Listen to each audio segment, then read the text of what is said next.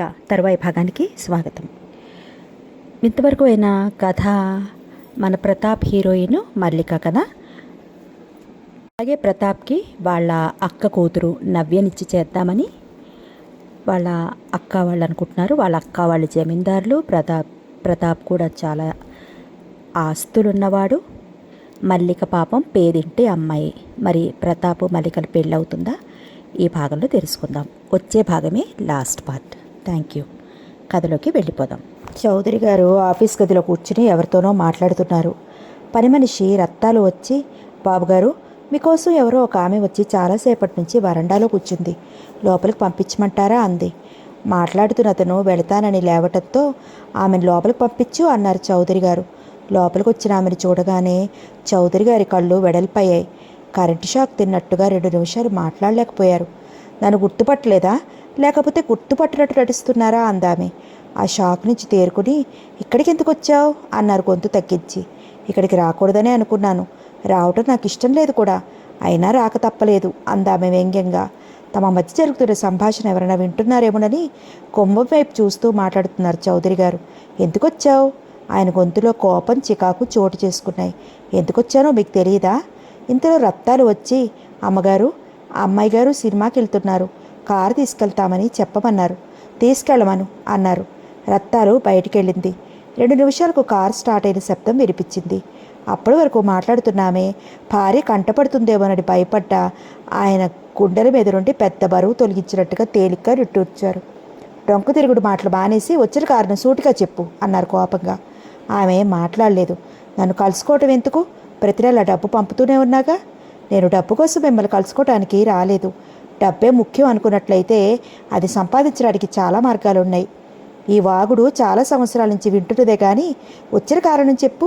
మన అమ్మాయి రాత ఎవరినో ప్రేమించిందట, అతడితో కలిసి సినిమాలకు షికారులకు తిరుగుతోంది. నేనెంత చెప్పినా అది నా మాట వినిపించుకోవటం లేదు. రాను రాను దానికి విచ్చలవిడతనం మరీ ఎక్కువైంది. రాత్రులు కూడా పొద్దుపోయేంతవరకు ఇంటికి చేరటం లేదు. ఏం చేయాలో తోచక మీ దగ్గరికి వచ్చాను. మీరేమో ఎన్ని లెటర్స్ రాసినా సమాధానం రాయరు. నెలలు గడిచిపోతున్నా తొంగి చూడరు. ఇప్పుడు నన్ను ఏం చేయమంటావు? అలా అడిగితే నేనేం చెప్పగలను? అది మీ రక్తం పంచుకు పుట్టిన బిడ్డ. దాన్ని సరిదిద్దవలసిన బాధ్యత తండ్రిగా మీది. నీ చేతుల్లో పెరిగిన నీ కూతురుగా అలా తయారు చేసావు కూతుర్ని. నా కూతురు నవ్వే చూడు, బయట ప్రపంచం తెలియని అమాయకురాలు. పిల్లల్ని పెంచే పద్ధతిని బట్టి ఉంటుంది వాళ్ళ ప్రవర్తన. పదునైన కత్తితో గుండెలు 2గా చీల్చినట్టు బాధతో విలవిల్లాడిపోయింది ఆమె మనసు చౌదరి మాటలకు. నా కూతురే గాని అది మీ కూతురు కాదా? జయ, నువ్వు చాలా తెలివైన దానివి. మాటల చాతుర్యంతో ఎదుటి మనిషిని బోల్తా కొట్టించగలవు. రాధ నాకే పుట్టిందన్న నమ్మకం ఏమిటి? నిజంగా నా రక్తం పంచుకు పుట్టినట్టయితే నవ్యలా బుద్ధిమంతురాలాగే ఉండేది. నువ్వు పతివ్రతవని నమ్మకం ఏమిటి? పెళ్లికి ముందే శీలం అంటే విలువ, పెద్దవాళ్ళంటే భయం లేకుండా నాతో తిరిగిన దానివి. ఇప్పుడు ఎంతమందికి పడక సుఖాన్ని ఇస్తున్నావో నా దానివేగానే ఉన్నావన్న గ్యారెంటీ ఏమిటి? రాధ నాకే పుట్టిద్దర నమ్మకం ఏమిటి? నేను మానవత్వం ఉన్న మనిషిగా ఈ విషయాలన్నీ ఆలోచించకుండా 20 సంవత్సరాల నుంచి నెలకు 500 చొప్పున డబ్బు పంపుతున్నాను. శ్రమ పడకుండా, ఒళ్ళు కదలకుండా డబ్బు చేతికి అందుతుంటే తింటూ కూర్చోకుండా నా పరువు తీయడానికి ఇక్కడికి రావటం ఎందుకు? చూడు జయ, నీకు చివరిసారిగా చెప్తున్నాను. నువ్వు మరోసారి ఇక్కడికి వచ్చినా, మన విషయం ఇక్కడ వాళ్ళకి ఎవరికైనా చెప్పినా ఆ రోజు నుంచి నీకు నెల అందే డబ్బు ఆగిపోతుంది. ఆ విషయం గుర్తుంచుకో, కటువుగా కోపంగా అన్నారు. ఇంతలో ఎవరో రావటంతో గదిలో నుంచి బయటకు వచ్చి వరండాలో వాళ్ళతో మాట్లాడుతూ కూర్చున్నారు చౌదరి గారు. ఆయన అన్న మాటలు జైనెత్తిన పిడిగుల్లా కురిశాయి. చౌదరి గారు దుర్మార్గుడని జైకు మొదటి నుంచి తెలుసు, కానీ మరీ ఇంత దుర్మార్గుడు అనుకోలేదు ఆమె. చిత్రమైన బాధకు లోనయ్యింది ఆమె మనసు. ఉన్న బలంగా మళ్ళీ చౌదరి గారి కంట పడకముందే గుండె ఆగి చనిపోతే బావుండును అనుకుంది. చౌదరి గారి మాటలు బాణాల్లాగా మనసు పొరల్లోకి చొచ్చుకుపోయాయి. ఎంత దుర్మార్గుడైనా కన్న బిడ్డను తన బిడ్డ కాదని అనలేడు. అసలు ఏ ఆడదైనా భర్త ఈ బిడ్డ నాకు పుట్టిన బిడ్డేనా అని నిలదీసి అడిగితే ఏమని సమాధానం చెప్పగలదు? ఏ సాక్ష్యాధారాలతో భర్తను నమ్మించగలదు? ఆమె కళ్ళు ధారాపాతంగా వర్షిస్తున్నాయి. మనసు గతం వైపు పరుగు తీసింది. బాధగా కుర్చీలో వెనక్కి వాలి కళ్ళు మూసుకుంది. చౌదరి గారు గుంటూరులో BA చదివే రోజుల్లో జయ వాళ్ళింట్లో ఒక పోర్షన్ అద్దెకి తీసుకుని ఉండేవారు. జయ వాళ్ళమ్మ పార్వతికి 2 కూతుళ్లే. ఒక కూతురు పెళ్ళయి భర్త ఉద్యోగరీత్యా బెంగళూరులో ఉంటోంది. రెండో కూతురు జయ ఇంటర్ చదువుతోంది. జయ వాళ్ళ నాన్నగారు హఠాత్తుగా గుండెపోటుతో మరణించడంతో ఆర్థిక పరిస్థితుల మూలంగా ఇల్లు అద్దెకివ్వాల్సి వచ్చింది. వాళ్ళ నాన్నగారు పోవటంతో జయ చదువు కూడా ఇంటర్తోనే ఆగిపోయింది. జయ నాన్నగారు చేతికి ఎముకలేని మనిషి. సంపాదించిందంతా ఎప్పటికప్పుడు దాన ధర్మాలు చేసేవారు.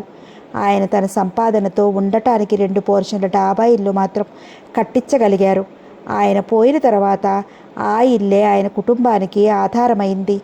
2 పోర్షన్లు అద్దెకిచ్చి బంగళాకు ఆనుకుని ఉన్న 2 గదులు, చిన్న పెంకు వసారాలో జయ వాళ్ళ అమ్మగారు ఉంటున్నారు. చౌదరి గారు ధనవంతుడు.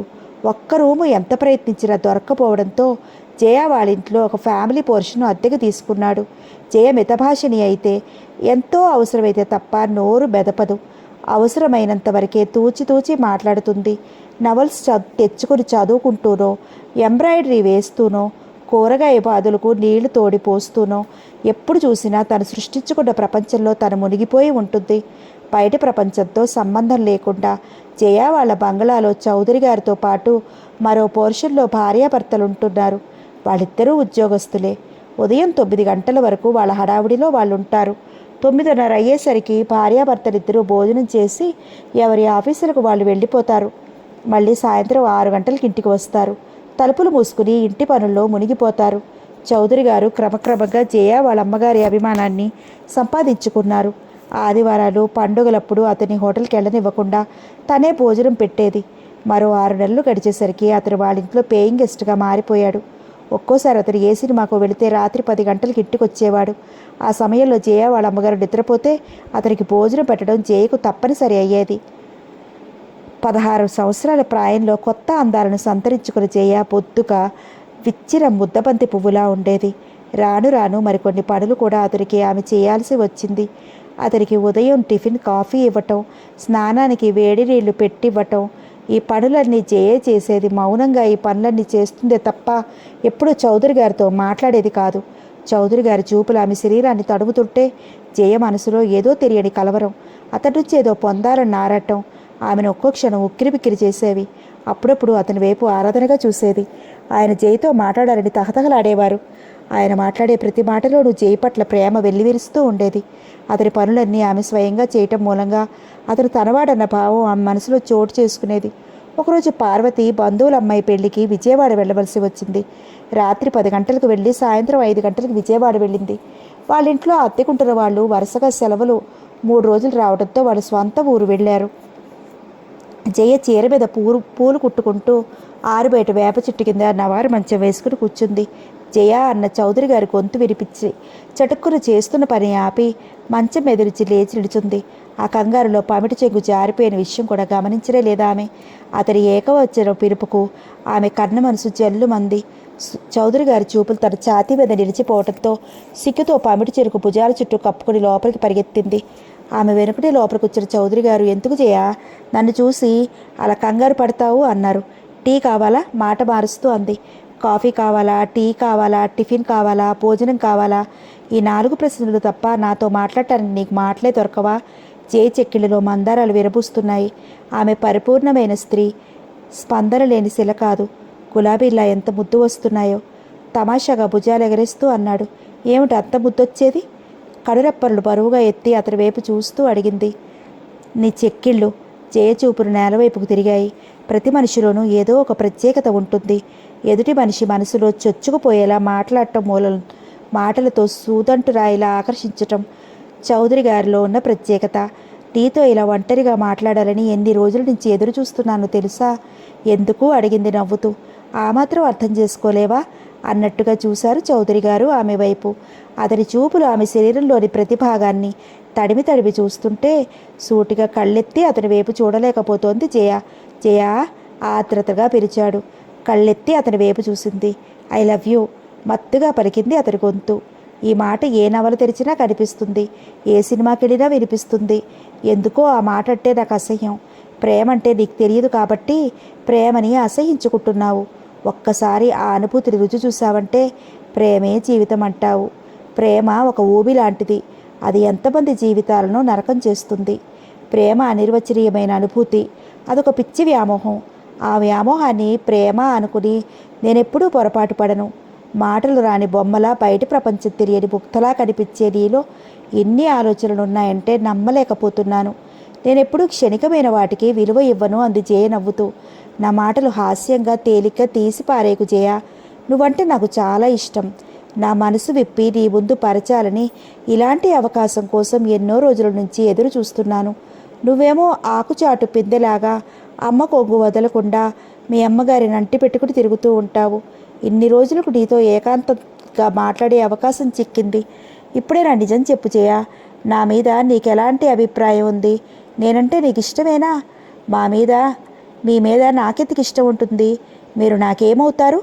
మా ఇంట్లో భోజనం చేసినందుకు గాను మీ నుంచి మేము డబ్బులు తీసుకుంటున్నాం. మీ చదువు అయిపోయిన తర్వాత మీరు ఊరెళ్ళిపోతారు. అప్పుడు మేము గుర్తు కూడా రాము. నన్ను పెళ్లి చేసుకోవడానికి నువ్వు అంగీకరిస్తే ఈ క్షణం నుంచి మనిద్దరం ఒకరికొకరు అవుదాం. ఆవేశంలో తీసుకునే నిర్ణయాలు ఆచరణలో చాలా కష్టమనిపిస్తాయి. ఆవేశంలో తీసుకునే నిర్ణయం కాదు, ఆలోచించి తీసుకునే నిర్ణయమే. మా కుటుంబ పరిస్థితులన్నీ మీకు తెలుసు. అన్నీ తెలిసి కూడా ఇలా అడగటం మా లేమిని ఎత్తి చూపటమే అవుతుంది. నువ్వు నన్ను అర్థం చేసుకోవటం లేదు. ఆకాశానికి నిచ్చెలు వెయ్యాలనుకోకు.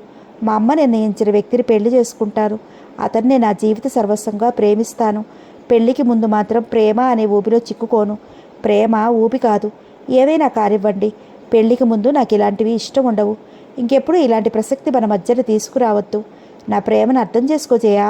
నేను మనస్ఫూర్తిగా ప్రేమిస్తున్నాను. నేను మాత్రం మిమ్మల్ని ప్రేమించడం లేదు. ఇక ముందు ప్రేమించను కూడా అంది జయ నవ్వుతూ.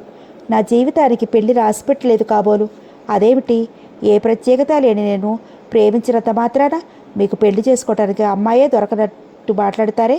నేను పెళ్లి చేసుకోవాలనుకుంటే అన్ని విషయాలలో నీకంటే పై అంతస్తులోని అమ్మాయిని చేసుకోగలను. నిన్ను ప్రేమించిన నా మనసు మరో అమ్మాయిని ప్రేమించలేదు. అందమైన యువకుడి నోటి నుంచి అటువంటి ప్రేమపూరితమైన మాటలు విన్నప్పుడు ఏ కన్నె మనసు మాత్రం స్పందించదు? స్పందన లేకుండా ఉండటానికి జయ కూడా మనిషే, శిల కాదు. ఆమె కన్న మనసులో అలజడి కలిగాయి. అతని మాటలు, ఆమె ముఖంలో మారుతున్న భావనలు చూస్తున్న చౌదరి గారు, జయ, నిన్నెంతగా ప్రేమిస్తున్నానో నేను చెప్పినా నమ్మవు. పెళ్ళంటూ చేసుకుంటే నిన్నే చేసుకుంటాను, లేదా జీవితమంతా ఇలాగే భగ్న ప్రేమికుడిలా. మీరు నన్నంతగా ప్రేమిస్తున్నారా? ఇంతగా ప్రేమిస్తున్నాను అని చెప్పటానికి ప్రేమకు కొలమానం ఉండదు. నీకోసం ప్రాణాలు ఏమన్నా ఇస్తాను. ఇంతకంటే ఎక్కువగా చెప్పలేను. జయ మనసు కరుగుతోంది. దీపానికి దాని చుట్టూ తిరిగే శలభానికి ఉన్న ఆకర్షణ వయసులో ఉన్న స్త్రీ పురుషుల మధ్య ఉంటుంది. శలభానికి తెలుసు తననంతగా ఆకర్షిస్తున్న ఆ దీపపు కాంతే చివరకు తన ప్రాణాలను బలి తీసుకుంటుందని. అయినా ఆ కాంతికి అది దూరంగా ఉండలేదు. అలాగే మగవాడు ఎటువంటి వాడైనా అతన్ని ప్రేమించే ఆడదానికి అతడు చంద్రుడు ఇంద్రుడు లాగే కనిపిస్తాడు. చౌదరి గారు తనకు దొరికిన ఏకాంత సమయాన్ని బాగా ఉపయోగించుకున్నారు. ఆమెను ఎంత గాఢంగా ప్రేమిస్తున్నారో దాదాపు గంటసేపు వివరించి చెప్పారు. అప్పటి వరకు జయ మనసులో ఉన్న అనుమానాలు, సందేహాలు అన్నీ ఎగిరిపోయాయి. ఇంకా నన్ను నమ్మలేకపోతున్నావా? మన పెళ్ళికి మీ పెద్దవాళ్ళు ఒప్పుకుంటారా? ఒప్పుకుంటే మన పెళ్ళి వాళ్ళ చేతుల మీదుగా జరుగుతుంది. ఒప్పుకోకపోతే ఏ గుళ్ళోనో జరుగుతుంది. జయ కళ్ళు దీప్తిమంతమయ్యాయి. ఆ కాంతిలో ఆ పరిసరాలు కూడా దీప్తివంతమయ్యాయి. మౌనంగా లేచి వెళ్ళి ఫ్లాస్క్లోని టీ కప్పులోకి వంచి అతనికి అందించింది. ఇంకో కప్పు తీసుకురా. మీరొచ్చే ముందే నేను టీ తాగి మీకు ఫ్లాస్క్లో పోశాను. త్వరలో జీవితాన్ని పంచుకోబోతున్న మనం ఈ శుభ సమయంలో ఈ కప్పు టీని చిరుసగం పంచుకుని తాగుదాం. మీరు తాగి కొద్దిగా ఆ కప్పులోనే ఉంచండి. సిగ్గుల మొగ్గలా అయింది. నా ఎంగిలి టీ తాగుతావా?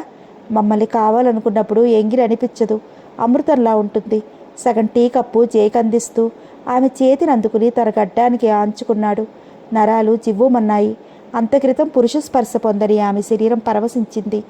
ఏదో తెలియని అనుభూతి ఆ స్పర్శకు దూరం కావటానికి మనసు మొరాయించింది. అతని చేతిలో నుంచి తన చేతిని వెనక్కి తీసుకోలేకపోయింది. జయ టీ తాగి ఖాళీ కప్పు కింద పెట్టింది. సంగీతానికి రాళ్ళు కరుగుతాయంటారు. అదేమో గాని శిలలాంటి నా మనసు మీ ప్రేమతో కరిగించి నన్ను మీ వైపు మరలుచుకున్నారు అంది నవ్వుతూ. అతను చూపులతోనే ఆమె అందాన్ని తాగేస్తున్నాడు. ఆ రోజు నుంచి వీలైనప్పుడల్లా జయను కౌగిల్లో ఇముడ్చుకోవటం, ఆమె అధురామృతాన్ని సేవించడం చేస్తున్నాడు. గడిచే రోజులు ఆమె అతనికి మరింతగా చేరువ చేశాయి. ప్రేమ అన్నది మనసులో పుట్టకుండానే ఉండాలి. ఒకసారి పుట్టిందంటే పుట్టి కురుపులా పెరుగుతూనే ఉంటుంది. రాత్రి 10 గంటలు దాటింది. చంద్రుడు ఆకాశ వీధుల్లోకి విహారానికి వచ్చాడు. కొబ్బరి ఆకులు సందుల్లో నుంచి వెన్నెల నేల మీద పరుచుకుంటోంది. జయ వాళ్ళ అమ్మగారు భోజనం చేసి పడుకుంది. పరీక్షల మూలంగా చౌదరి గారు చదువుకుంటూ తన గదిలో కూర్చున్నారు. జయ ఫ్లాస్క్ నిండా టీ కాచిపోసి గంటకొకసారి అతనికి ఇస్తూ సంసార రథం నవలు చదువుతూ పడక కుర్చీలో కూర్చుంది. నిద్ర ముంచుకొస్తుంటే పుస్తకం మూసి కుర్చీలోనే వెనక్కి వాలి కళ్ళు మూసుకుని పడుకుంది. నిద్ర పట్టింది. జయ జయ చౌదరి గారి పిలుపుకి ఉలికిపాటుగా కళ్ళు తెరిచింది జయ. ఏమిటండి? చేతితో కళ్ళు నులుముకుంటూ అడిగింది. నువ్వు నిద్రపోతుంటే నాకు కూడా నిద్ర వస్తుంది, చదవాలనిపించడం లేదు భారంగా అన్నాడు. అదేం వీల్లేదు, మీరు 1 గంట వరకు చదవాల్సిందే. నిద్ర వస్తోంది ఎలా? లేచి చన్నీళ్ళతో ముఖం కడుక్కొని వచ్చి కూర్చోండి, చదవండి అంది నవ్వుతూ. నువ్వు కూడా నేను చదువుతున్నంతసేపు నిద్రపోకుండా కూర్చోవాలి, తప్పుతుందా? అలాగే అంది తెల్లని పలువరస తళుక్కుమనేలా నవ్వుతూ. పుస్తకం తెరిస్తే అందులో అక్షరాలు కనిపించడం లేదు. నువ్వే కనిపిస్తున్నావు, ఎలా చదవను? జయ కూజాలోని నీళ్లు గ్లాసులోకి వంచి తీసుకుని అతని దగ్గరికి వచ్చి, ఈ నీళ్లతో కళ్ళు తుడుచుకోండి, నిద్ర రాదు అంది. నువ్వు తుడువు మత్తు చూపులతో అన్నాడు. జయ అతని కళ్ళు నీళ్లతో తుడవబోయింది. ఒక్క ఉదుటిన ఆమెను ఒడిలోకి లాక్కుని ఆమె పెదవులపై గాఢంగా ముద్దు పెట్టుకున్నాడు. ఇలాంటి పనులు చేస్తే నేను మీ గదిలోకి కూడా రాను. ఇప్పుడు ఏం చేశాను? ఇంతకంటే ఇంకేం చేయాలి? అసలేమి చెయ్యందే ఎందుకంత కోపం? ఇంకా నువ్వు రుచి చూడవలసినవి ఎన్నో ఉన్నాయి అంటూ ఆమెను ఒడిలోకి లాక్కుని ఆమె పెదవులను తన పెదవులతో అందుకున్నాడు. వదలండి. వదలమన్నానా? వదలమంటే మరింత గాఢంగా కౌగిలించుకోమని అర్థం. ఆమె చెవిలో గుసగుసలాడాడు. ఇంకెప్పుడు మీరు ఏం చేయమన్నా చేయను, చేయకుండా ఉండలేవు. ఏమిటో అంత నమ్మకం? అయస్కాంతానికి ఇనుమును దగ్గరగా ఉంచితే ఇనుము అయస్కాంత ఆకర్షణకి దూరంగా ఉండలేక అయస్కాంతానికి అతుక్కుపోతుంది. నా ప్రేమ కూడా నిన్ను అలాగే ఆకర్షిస్తుంది. మాటలతో నన్ను మురిపిస్తున్నారు. ఏం చేయను మరి? చేష్టలకి నువ్వు అందవుగా, అందుకే మాటలతో నేను సరిపెట్టుకుంటున్నాను. మీ చిలిపి ప్రశ్నలకు ఎలాంటి సమాధానం చెప్పాలో నాకు అర్థం కావటం లేదు. జయ, నీకు దూరంగా ఉండటం నాకు సాధ్యం కావటం లేదు. బాగుంది, ఇప్పుడు దూరంగా ఉన్నారా? దగ్గరగానే ఉన్నారుగా అరమోడుపు కళ్ళతో అంది. ఇంకా నీలోకి చొచ్చుకుపోవాలనుంది. పెళ్ళయ్యేంతవరకు ఇలాగే సరిపెట్టుకోవాలి అతను ఉడికిస్తూ అంది. అంతేనా? దిగులుగా అన్నాడు. అంతే మరి, తప్పదు చిలిపిగా నవ్వుతూ అంది. నీకు జాలి లేదు. పెళ్ళయ్యేంతవరకు మీ మీద జాలి చూపకూడదు. అయినా రేపు పరీక్ష పెట్టుకుని బుద్ధిగా చదువుకోక ఏమిటి అల్లరి అంటూ అతని కౌగిలి నుంచి దూరంగా జరిగింది. ఒక్క ముద్దివ్వు, అర్ధగంట వరకు బుద్ధిగా చదువుకుంటాను. అంటే అర్ధగంట తర్వాత మళ్ళీ ఒక ముద్దివ్వాలంటారా? ఆల్చిప్పలాంటి కళ్ళను విప్పార్చుకుని అతని వైపు చూస్తూ అడిగింది. అంతేగా మరి, కనుబొమ్మలు ఎగరేస్తూ అన్నాడు. మీ మగవాళ్లకు కాస్త చనివిస్తే చాలు పూర్తిగా ఆక్రమించుకోవాలని చూస్తారు. వడ్డించిన విస్తరి ఎదురుగా ఉంటే ఆకలి మీద ఉన్న మనిషి తినకుండా ఎంతసేపు చూస్తూ కూర్చోగలడు? నేను ఎదురుగా ఉన్నంతసేపు మీకు ఈ పైత్యం తగ్గదు. నేను వెళతాను. నువ్వు వెళ్తే నేను నిండుగా దుప్పటి కప్పుకొని పడుకుంటాను. అప్పా, ఎలాగండి మీతో? చూడు జయ, నేను పాస్ అవ్వాలా వద్దా? ఎవరైనా వద్దని కోరుకుంటారా? నేను డిగ్రీ తీసుకుని వెంటనే నిన్ను పెళ్లి చేసుకోవాలంటే నువ్వు నేను చదువుతున్నంతసేపు నా ఎదురుగా కూర్చోవాలి. అలాగే మహానుభావ అంటూ కుర్చీలో కూర్చుంది జయ. ఉదయం 5 గంటల తర్వాత పార్వతి నిద్రలేస్తే రాత్రి 8 గంటల వరకు ఒక్క నిమిషం కూడా ఖాళీగా ఉండకుండా ఏదో ఒక పని చేస్తూనే ఉంటుంది. 8:30 అయితే చాలు పగలంతా పనులతో అలసిపోవటం మూలంగా మంచాన్ని చేరుకోవటం ఆలస్యం నిద్రపోతుంది ఆమె. జయ 10 గంటలు దాటిందే నిద్రపోదు. చౌదరి గారికి పరీక్షలు అయిపోయాయి. కాలేజీకి సెలవులు ఇచ్చారు. ఆ తెల్లవారే సెలవులకి అతను వాళ్ళ ఊరు వెళ్తున్నాడు. జయకి ఎంతో బాధగా దిగులుగా ఉంది ఆ విషయం గుర్తుకొస్తేనే. జయ, ఎందుకంత బాధపడతావు? నేను ఒక వారంలో వస్తాగా మృదువుగా అనునయంగా అన్నారు. ఆహా, వారం రోజులేగా అని ఎంత తేలిగ్గా చెప్తున్నారు. వారం రోజులంటే దాదాపు 200 గంటలు. మీరు కాలేజీకి వెళ్ళి 4 గంటలు కనిపించకపోతేనే ఎప్పుడెప్పుడు చూద్దామా అని మనసు తహతహలాడిపోతుంది. అన్ని గంటలు చూడకుండా మీ మాటలు వినకుండా గడపాలంటే ఎంత కష్టం ఊహించుకుంటేనే భయంగా ఉంది. అనుభవంలో ఇంకెంత బాధగా ఉంటుందో. అంతకుముందు ఊరెళ్తున్నానని చెప్పినా తలెత్తి కూడా చూసేదానివి కాదుగా. అప్పుడు మీరు నాకేమీ కారుగా, ఇప్పుడు నా సర్వస్వం మీరే అంది ఆరాధనగా. నెల క్రితం నువ్వేం చెప్పావో గుర్తుందా? ఏం చెప్పాను? మిమ్మల్ని ప్రేమించలేదు, ఇక ముందు ప్రేమించను, ప్రేమంటేనే ఒక ఊబి, ఆ ఊబిలో మాత్రం ఇరుక్కోను అని చెప్పలేదు. చిప్పొండి అంది సిగ్గుగా నవ్వుతూ. ఎంతలో ఎంత మారిపోయావు? నేను మారిపోలేదు, మీరే నన్ను ఇలా మార్చారు.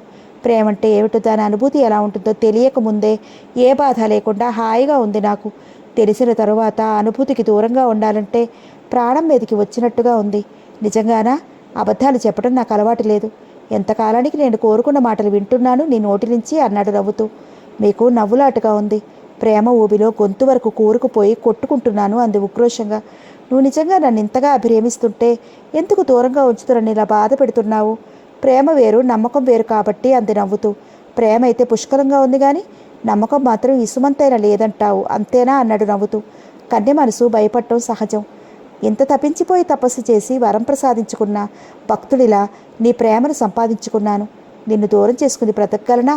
పెళ్లికి ముందు ప్రతి ప్రియుడు తన ప్రియురాలితో ఇలాగే మాట్లాడతాడు. నేను మాత్రం నువ్వు ఊహించుకున్నటువంటి మగాడిని కాదు. మగాడిని నమ్మకూడదు. ఆడది మగవాడిని మోసం చేయగలదు కానీ మగవాడు ప్రేమించిన ఆడదాన్ని మోసం చెయ్యడు. ఏ చరిత్ర తిరగేసినా కనిపించేది ఆడదాని బలహీనత, మగవాడి మోసం. నిన్ను నమ్మించడం నా వల్ల కాదు. పెళ్లి కానంత వరకు మీరు నేను చెప్పినట్టు వినాలి. పెళ్ళైన తర్వాత మీరు చెప్పినట్టు నేను వింటాను. ఎందుకనో ఇప్పుడు నా భయాలు అనుమానాలు పెళ్ళైన తర్వాత ఉండవుగా. అప్పుడు అసలు మీ మాటకు ఎదురు చెప్పను. మీరు చెప్పింది చేయటమే నా జీవిత లక్ష్యం అన్నట్టుగా ఉంటాను. మా నాన్నగారితో మన పెళ్లి విషయం మాట్లాడి వస్తాను. డిగ్రీ పూర్తి చేయకుండానే ప్రేమించారని చెప్తే ముందు డిగ్రీ పూర్తి చేయి తర్వాత తీరిగ్గా ప్రేమితో గాని అని చివాట్లు పెడతారు అంది నవ్వుతూ. అడకత్తెరలో పోక చెక్కలా ఉంది నా పని.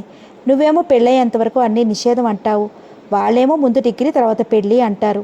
ఇంకో 3 నెలల్లో డిగ్రీ పూర్తవుతుందిగా. అప్పటి వరకు ఓపిక పట్టండి. అప్పటి వరకు మన విషయం మా నాన్నగారితో చెప్పొద్దా? వద్దు. ఆయన మన పెళ్ళికి ఒప్పుకుంటారో లేదో. మా అమ్మ నాన్నగారు నిన్ను చూశారంటే నా సెలక్షన్కు మెచ్చుకుని ఆలస్యం చేస్తే లక్ష్మీదేవి లాంటి పిల్ల ఇంకొకరి ఇంటికి వెళ్తుందేమోనని భయపడి వెంటనే మన పెళ్ళికి ముహూర్తం పెట్టిస్తారు అన్నాడు నవ్వుతూ. రేపు ఉదయమే వెళ్ళాలా? మొన్న సెలవులకు కూడా వెళ్ళలేదు. ఇప్పుడు కూడా వెళ్ళకపోతే మా నాన్నగారు నేను ఎందుకు రాలేదో కారణం తెలుసుకోవటానికి సరాసరి ఇక్కడికి వస్తారు. వస్తే రానివ్వండి. మనల్ని చూసి మన విషయం మనం చెప్పకుండానే ఆయన తెలిసిపోతుంది. మన విషయం ఆయన కంటపడిందంటే మా అబ్బాయిని వల్లో వేసుకున్నావా, నా సంగతి తెలుసా అంటూ నిన్ను అవసరానికి అనరాని మాటలు నన్ను రూమ్ ఖాళీ చేయించిన వెంట పెట్టుకుని తీసుకెళ్తారు. అంత కర్కోటగా ప్రవర్తిస్తారా? మరేంటనుకున్నావు? మిమ్మల్ని చూడకుండా నేను ఉండలేనండి. నేనున్నా మాత్రం ఏం ప్రయోజనం? ఇలా నిన్ను చూస్తూ కూర్చోవటమేగా. ఈ బాధ కంటే నీకు దూరంగా వెళ్ళిపోవటమే మంచిది. మీకెప్పుడు ఈ గొడవేనా అన్నట్టుగా అతని వైపు చూసింది. వారం రోజులు గడిచిన తర్వాత ఒక్కరోజు కూడా ఆలస్యం చేయకుండా రావాలి. ఒక్క నిమిషం కూడా ఆలస్యం చేయను. చూస్తానుగా మీ మాటలు ఎంతవరకు నిజమో. రేపటి నుంచి ఎప్పుడొస్తారా అని రోజులు లెక్క పెట్టుకుంటూ గడపాలి. బరువుగా నిట్టూస్తూ అంది జయ. జయ మత్తుగా పలికింది అతని గొంతు. అతని గొంతులో ఆ మార్పు కనిపిస్తే చాలు. ఆ సమయంలో అతనికి ఏం కావాలో అర్థమవుతుంది జయకి. మీరు చెప్పిన టయానికి వస్తే అడిగినన్ని ముద్దులు ఇస్తానంది అతన్ని ఊరిస్తూ. నమ్మమంటావా? ఒట్టు. నెత్తి మీద చేయి పెట్టుకుని నవ్వుతూ అంది జయ. చౌదరి గారు ఆ ఉదయమే ఊరెళ్ళారు. అతను ఊరెళ్ళిన 2వ రోజుకే అర్థమైంది జయకు. తను అతని సాహచర్యానికి దూరంగా 24 గంటల కంటే ఉండలేడన్న విషయం. అసలు సృష్టి మొదలవటమే ప్రేమాయణం మొదలైంది. సృష్టిలో మొదటి ప్రేమ జంట ఆడమ్ ఈవులు. ఇలా మొదలైన ప్రేమ ఆనాటి నుంచి ఈనాటి వరకు ఎందరెందరినో కలుపుతోంది. మరెందరినో నిర్దాక్షిణ్యంగా వేరు చేస్తోంది. ప్రేమించటం గొప్ప కాదు. ఆ ప్రేమను పెళ్లి వరకు తీసుకెళ్లటమే గొప్పతనం. జీవితంలో ఒక్కసారైనా ప్రేమానుభవాన్ని పొందని జీవితం వ్యర్థం. ప్రేమ కొందరి జీవితాలను వెలిగిస్తుంది, మరికొందరి జీవితాలను చీకటిమయం చేస్తుంది. ప్రేమ గెలిచినా ఓడినా మధురంగానే ఉంటుంది. అదే ప్రేమలోని గొప్పతనం. ప్రేమకు సరియైన నిర్వచనం ఏ కవి ఏ రచయిత చెప్పలేడు. ఒక కవి ప్రేమను గురించి చెబుతూ ఒక జీవి మరొక జీవి కోసం తప్పించటమే ప్రేమన్నాడు. మరొక రచయిత క్షణంలో మనసులను మనుషులను మార్చగల శక్తి ప్రేమన్నాడు. ఇంకొక భావుకుడు ప్రేమ విలువ తెలిసిన మనిషి అయితే తనకున్నదంతా ధారపోసైనా ప్రేమను పొందుతాడు. ఎవరు ఎన్ని విధాలుగా నిర్వచించినా తరగని అనంతమైన సబ్జెక్టు ప్రేమ. ప్రేమ తరతరాలుగా వెలుగుతూ తరతరాలని ప్రజ్వలింపజేస్తూ నిత్యనూతనంగా వెలుగుతూనే ఉంది. నిజమైన ప్రేమికులు ఎడబాటును భరించలేరు. ప్రతి క్షణం ఒకరి సాహచర్యాన్ని మరొకరు కోరుకుంటారు. ఎడబాటులో అనుభవించే బాధ ఆ అనుభవాన్ని పొందిన వారికి మాత్రమే అర్థమవుతుంది. విరహం మనిషి అణువణువును చిత్రవధ పెడుతుంది. జయ కళ్ళు ప్రతిక్షణం గేటు వైపే ఉంటున్నాయి. చౌదరి గారు ఊరెళ్ళి 4 రోజులే అయినా అతన్ని చూడక ఎన్నో యుగాలైనట్లు ఉంది జయకు. ఏ క్షణంలోనైనా అతను రావచ్చునన్న ఆశతో గేటు వైపు చూస్తూ కూర్చుంటుంది. 10 రోజులు 10 యుగాలుగా గడిచిపోయాయి జయకు. 10వ రోజు రాత్రి 9 గంటల సమయంలో చౌదరి గారు వచ్చారు. అలవాటు ప్రకారం ఆ సమయానికి భోంచేసి పడుకుని నిద్రపోతుంది జయ వాళ్ళమ్మగారు. ప్రతి రాత్రి చౌదరి గారు వస్తారన్న నమ్మకంతో భోజనం చేయకుండా అతని రాక్ కోసం ఎదురు చూస్తూ 10 గంటల వరకు కూర్చుంటోంది జయ. 10 రోజుల తర్వాత అతను కనిపించగానే అతనికి దూరంగా ఉండలేకపోయింది. తన కోపాన్ని తాత్కాలికంగా మర్చిపోయి ఒక్క ఉదుటున అతని గుండెల మీద వారిపోయింది. అతని చేతులు ఆమెను ఆర్తిగా చుట్టేశాయి. అతని పెదవులు తడితో ఆమె శరీరంలోని ప్రతిభాగం తడిసిపోతోంది. అతని వెచ్చని స్పర్శకు ఆమె చెక్కిళ్ళు కందిపోతున్నాయి. జయ మనసులో మరో ఆలోచన లేదు. కళ్ళ నిండుగా కనిపిస్తున్న అతన్ని ఆరాధనగా, అనురాగంగా కనురెప్ప వేయకుండా చూస్తోంది. క్షణక్షణానికి అతని చేతులు ఆమె చుట్టూ మరింత బిగుసుకుంటున్నాయి. వాళ్ళ ఇరువురి కలయిక తనకిష్టం లేనట్టుగా పెంపుడు పిల్లి మ్యావ్ మ్యావ్ అంటూ అరుపులు మొదలుపెట్టింది. ఆ అరుపులకు మత్తులో నుంచి తేరుకున్న జయ సిగ్గుపరువుతో కనురెప్పలు సోలిపోతుంటే అతనికి దూరంగా జరిగింది. ఈ వెధవ పిల్లి ఇప్పుడే ఇక్కడికి రావాలా? చిరుకోపంతో అన్నారు చౌదరి గారు. ఆవురావురమంటూ ఆకలితో వడ్డించిన విస్తరి ముందు కూర్చోబోయే సమయంలో విస్తరి లాగేస్తే ఎలా ఉంటుందో ఆ క్షణంలో ఆయన గారి మనస్సు అలా ఉంది. స్నానం చేస్తారా? కనురెప్పలెత్తి అతని వైపు చూస్తూ అంది. ఎర్రబారిన అతని కళ్ళల్లోకి చూడలేక తలదించుకుంది. నేను వచ్చింది స్నానం చేయడానికి, భోజనం చేయడానికినా అన్నారు చౌదరి గారు కోపంగా. మరెందుకు వచ్చినట్టు? ఓరగా అతన్ని చూస్తూ చిలిపిగా అంది. ఎందుకు రమ్మన్నావు? నేను రమ్మన్నానని వచ్చారు కానీ నన్ను చూడాలని పిచ్చి రాలేదా? అవునా? చిలిపితనంతో నిండిన చిరునవ్వు ఆమె పెదవుల మీద లాస్యం చేస్తోంది. మై డియర్ స్వీట్ హార్ట్, నిన్ను చూడాలని పిచ్చి కాకపోతే మరెందుకు వస్తాను? నువ్వు రమ్మని గొడవ చేసింది కూడా నాకు దూరంగా ఉండలేకగా. ఆమెకు దగ్గరగా వచ్చి ఆమె తలను 2 చేతులతో పట్టి వెనక్కు వచ్చి ఆమె పెదవుల మీద గాఢంగా ముద్దు పెట్టుకున్నాడు. ఆమె కన్ని మనసులో ఆనంద తరంగాలు ఆకాశానికి ఎగిసి పడ్డాయి. మిమ్మల్ని చూడకుండా ఉండలేక మరణయాతన అనుభవించాను. నేను మాత్రం శరీరం అక్కడ, మనసు నీ దగ్గర. నీకంటే ఎక్కువగా బాధపడ్డాను తెలుసా? అందుకే కాబోలు వారం రోజుల తర్వాత తీరిగ్గా వచ్చారు. కోపంతో మూతి బిగించింది. నువ్వేగా వారం రోజుల తర్వాత రమ్మన్నావు? వారం రోజుల తర్వాత రమ్మన్నాను కానీ ముందుగా రావద్దర్లేదుగా. నీ ప్రశ్నలకు సమాధానాలు చెప్పటం, మాటల్లో నుండి గెలవటం నా వల్ల కాదు నవ్వుతూ అన్నాడు. మీరు వెళ్ళిన నిమిషం నుంచి మీకోసం ఎదురు చూడటం మొదలుపెట్టాను. వారం తర్వాత చెప్పిన టయానికి నేను వస్తే నేను అడిగింది ఇస్తానన్నావు గుర్తుందా? నేను అలా అనలేదంది నవ్వుతూ. అబద్ధాలు ఆడుతున్నావు.